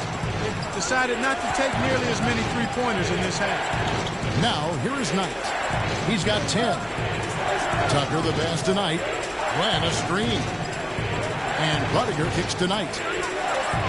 Here's the screen. And they get it. Again, the miss by Knight. Early on, he tried to shoot his way out of this funk. But later in the game now, he might want to just give it up and look for his teammates to do the scoring. Out left to the wing.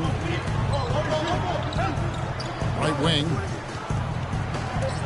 Feeds to Tucker. For the three, that drops. He has 5.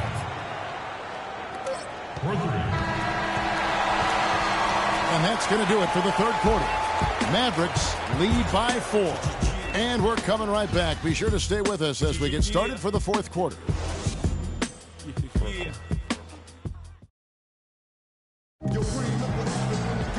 Welcome back as we get rolling once more. The fourth quarter right ahead in what's been a very well-contested game.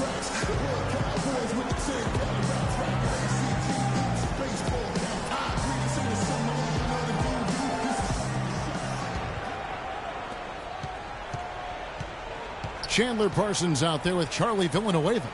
Then there's Andre Robertson. Then there's JaVale McGee. And it's Williams at the point. That's the lineup in the game for Dallas. Now here's Booker. He dishes it to Tucker. And that one's good. How about battling through the impact there and then willing that basketball in? Boy, it does your heart good to see that kind of determination in a player. Really excellent focus that time. Dirk Nowitzki, he's checked in for the Mavericks.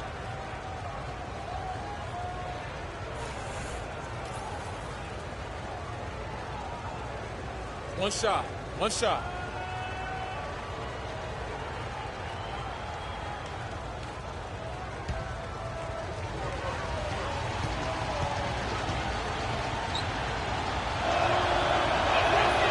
On the free throw, no good. Dallas shooting well. They're at 45%. Parsons attacking. It's good, and he drew contact on the shot, so he will go to the line. A three-point play chance here. And Chandler Parsons really set off a Texas rivalry last year, drafted by the Rockets in the second round. He received an offer sheet in free agency from the team's rival, the Dallas Mavericks. Eventually chose Dallas, injured in the playoffs, hurt a knee, only played the one game. But I think they've got great things ahead for him with the Mavs. Yeah, Parsons was a restricted free agent, so that meant the Rockets could match if they wanted to, but they declined to match Dallas's offer, which sent Parsons packing just up the road in Texas. You know, back to the topic of Parsons' free agency, the offer from the Mavs was 3 years, $46 million. Houston didn't want to go that high, so they reluctantly let Parsons leave. Ultimately, Houston filled Parsons' small forward role with the signing of Trevor Ariza. Not bad. Knight against Williams.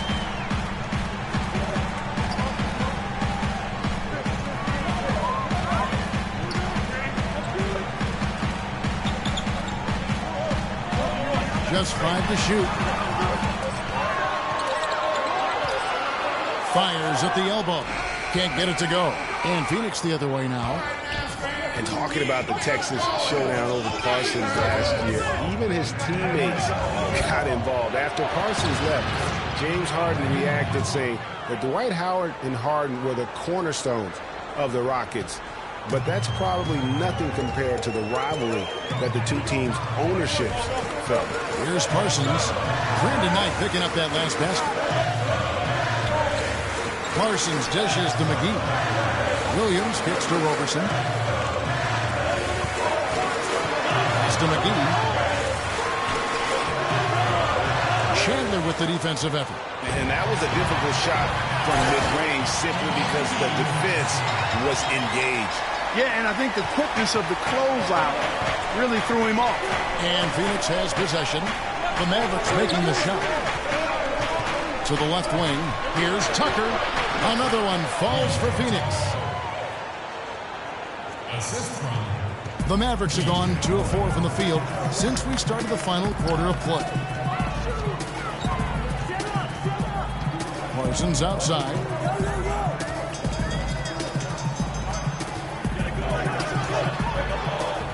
No good. And Phoenix the other way now. Here's Warren, and it's sent back by Nowitzki. Williams against Knight.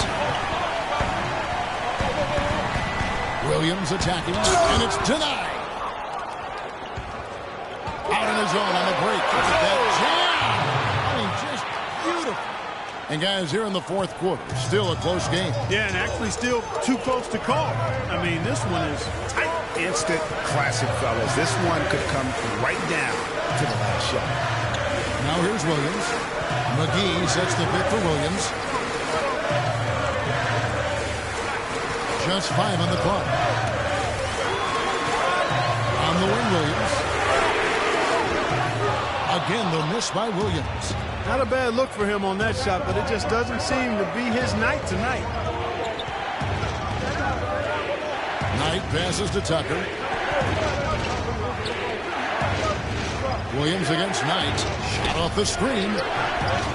It's rebounded by Dallas. McGee's got 8 rebounds in this game. Williams with the ball, and it's Knight picking him up. And here's the fast break. Knight leading the way, and there's the slam dunk to finish it off. Yeah, how about the sharp steal and then run out? It looks like they're ready to put the hammer down. We've been waiting for one of these teams, Greg, to pull away. Maybe that'll be a springboard for them. Could be. A dunk like that coming off a great defensive play has to build some momentum. On offense, here are the Suns. They've outscored them 10 points to 2 during this run.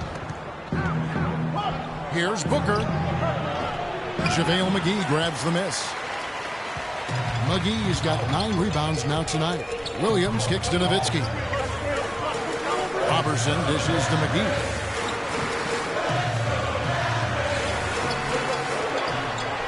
And there's a nice one-handed slam. And what a gutty play. I mean, muscles his way to the rebound and then just pounds it home for the putback. Well said, G. The battle on the boards, Clark, could go a long way toward deciding this game. You know, and if that play is any indication, that's a battle they're willing to put every ounce of their energy into winning.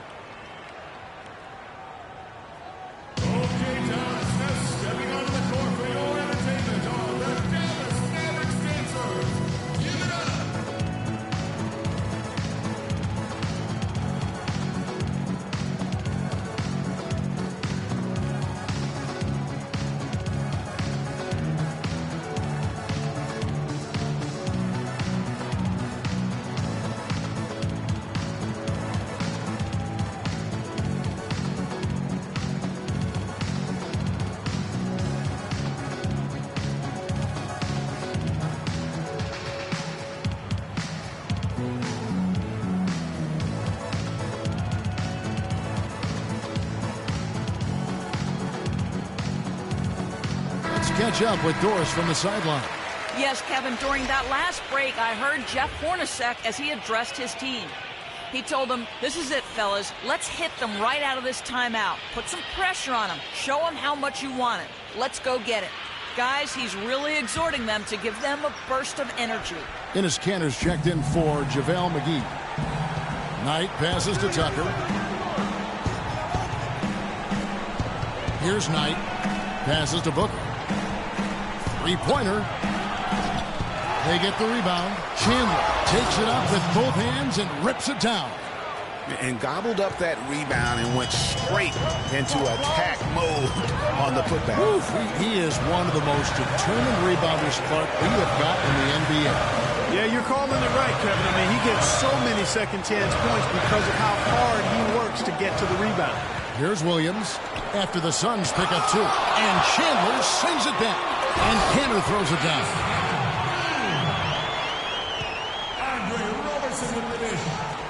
Here's Knight.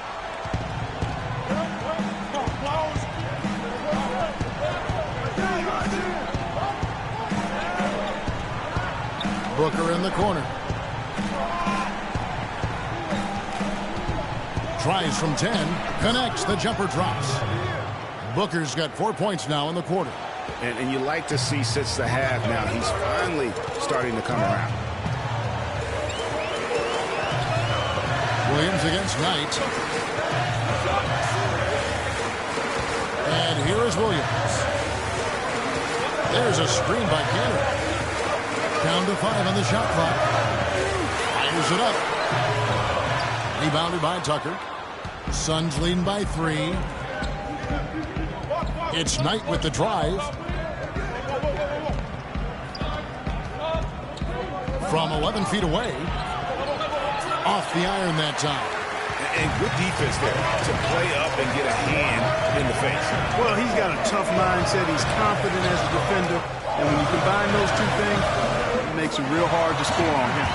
Man, he is just really in a flow right now. That field goal percentage has gone through the roof. The feed now to Booker.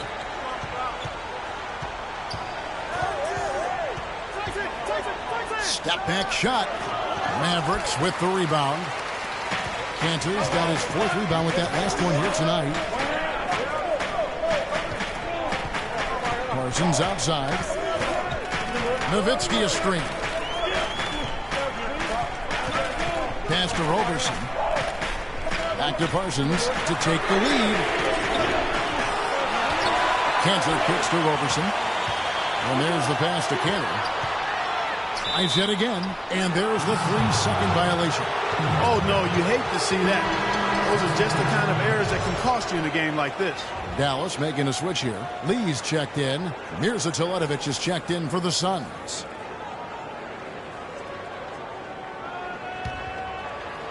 For Phoenix, they've got a pretty good rhythm going offensively, shooting 8 of 15 for the quarter.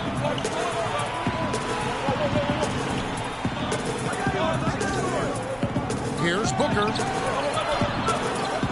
And Lee pulls it down. Lee's got rebound number 5 here tonight. Lee sets a screen for Williams.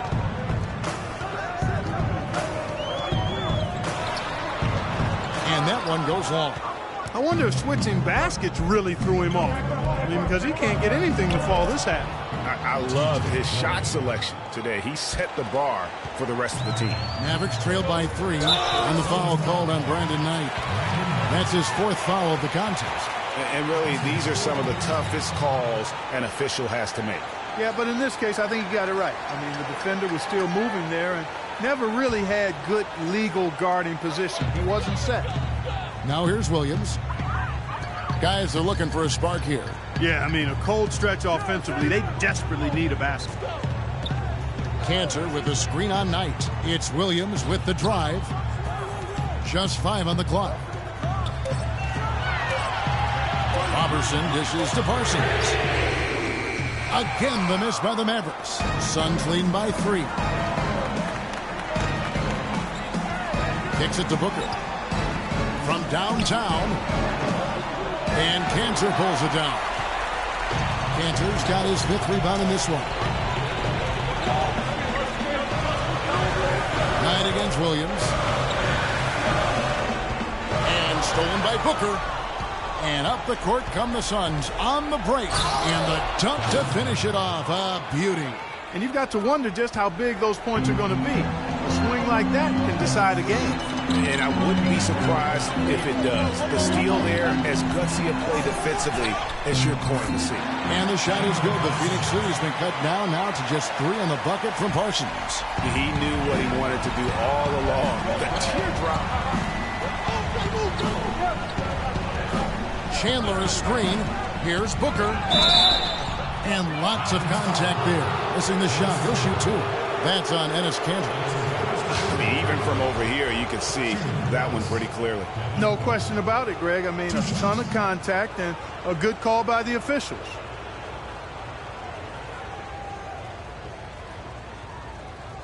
Shooting 2. Shooting 2.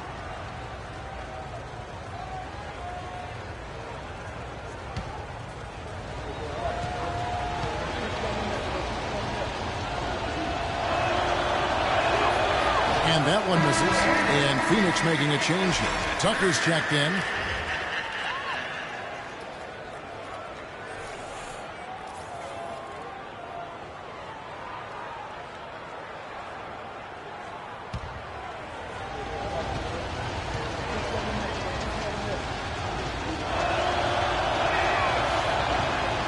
And he sinks the second. Well, he did enough there. He made it a 2-possession game, at least. Williams against Knight. Williams passes to Parsons. Back to Williams. From deep. It's hauled in by the Suns. They've led by as much as 10. He's given them little to nothing at the offensive end. I can't put it any other way. Now here's Booker. He's guarded closely. Here's Tucker. Drills it from outside. Tucker's got 12 points here in the second half. Excellent ball movement there, guys. And that's keyed this run. Passing it with purpose. The D hasn't been able to keep up.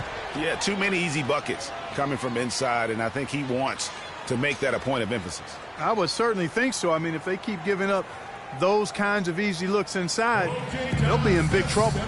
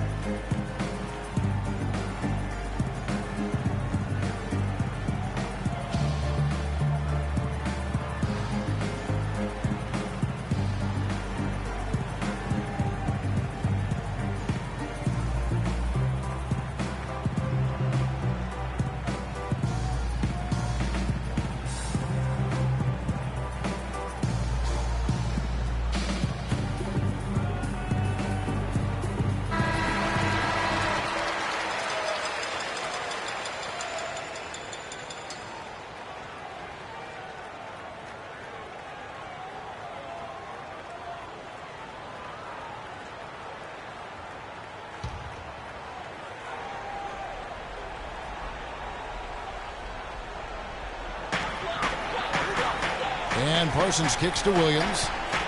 He feeds it to Cantor. The 8-footer scored the bucket. He's made 5 so far, shooting a very clean 5 of 7. Suns leading by 5. 1:53 left in the fourth quarter. It's Knight with the drive. Booker in the corner. At the elbow, Chandler. Shot clock at 6. He had a nice open look right there. Tucker's got a pair of threes here in the fourth quarter for Phoenix. And memo to the rest of the team, continue to get him the basketball. He's clearly delivering here in the fourth. Yes, sir. He is dialed in. 6 of 6 in the quarter and looking for more.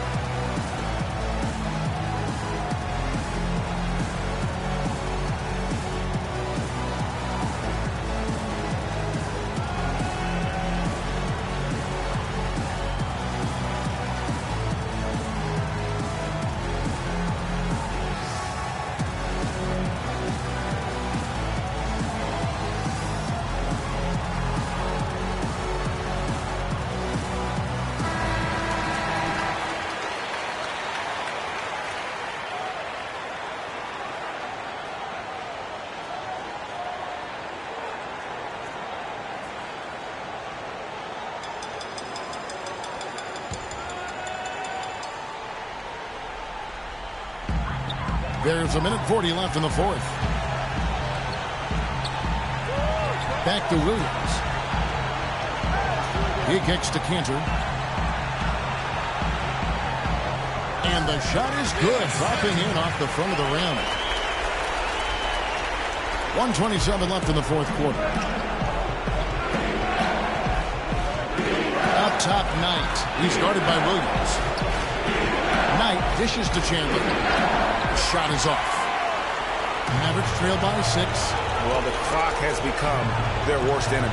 Not a friend anymore. They've got to work quickly from here. Cantor sets the pick for Williams to the paint. Cantor's shot is off. Now that's terrific defense at the rim. Got right in his path. And you know they'll be conscious of him next time they take it inside, too. I mean, that's what really good defenders do. They make you think about their presence. Now here's Booker. Can't get it to go.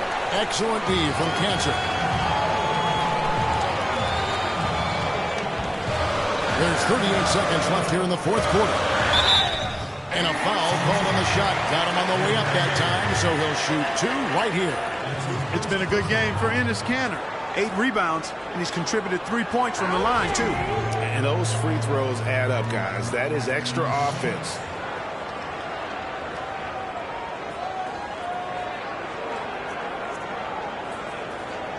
All right, now, take a break. Take a break.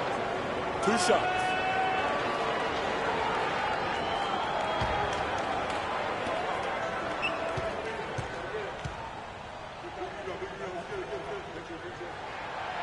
And he cannot get the first one to drop. Tough one to miss. Warren's checked in for P.J. Tucker.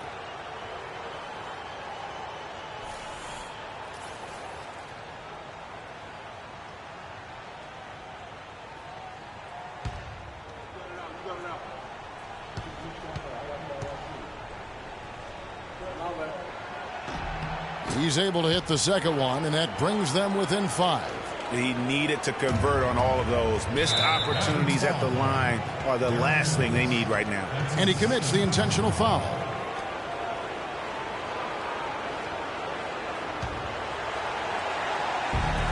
And that's an intentional foul.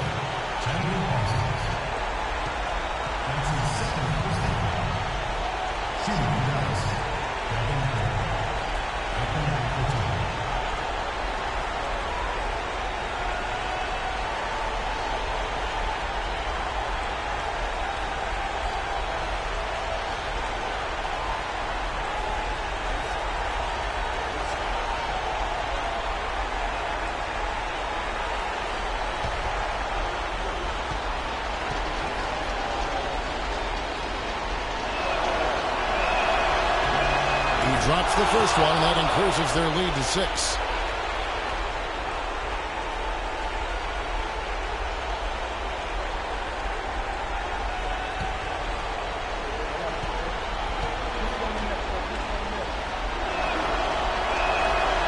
Second one is good.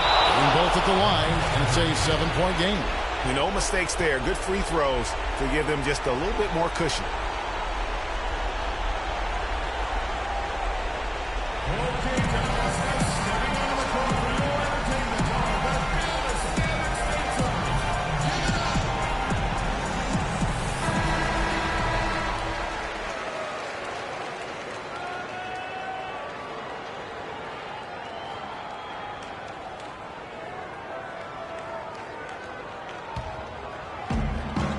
Got a 9-second difference between the shot clock and the game clock. Knight against Williams. Fires from deep. It's hauled in by the Suns. They've led by as much as 10. And they can just dribble the ball until the buzzer. Yeah, exactly. They got to be happy with the outcome here. Elated, you're right. Knight against Williams. Now here's Knight.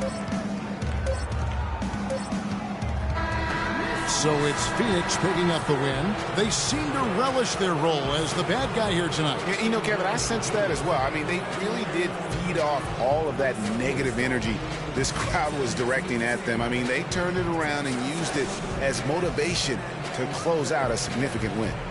And now let's catch up with Doris Burke, who's standing by on the sideline. Doris? Well, Brandon, certainly a nice win, aided in large part by your ability to get your teammates involved. What is your primary focus?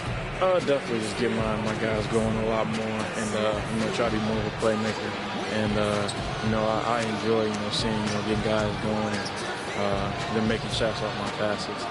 I think they enjoy it as well, Brandon. Great job. Guys, over to you. All right, Doris, thank you. And that'll wrap it up, folks. This is Kevin Harlan saying thanks for watching. And time now to head over to Ernie Johnson for the 2K postgame show. The 2K Sports postgame show.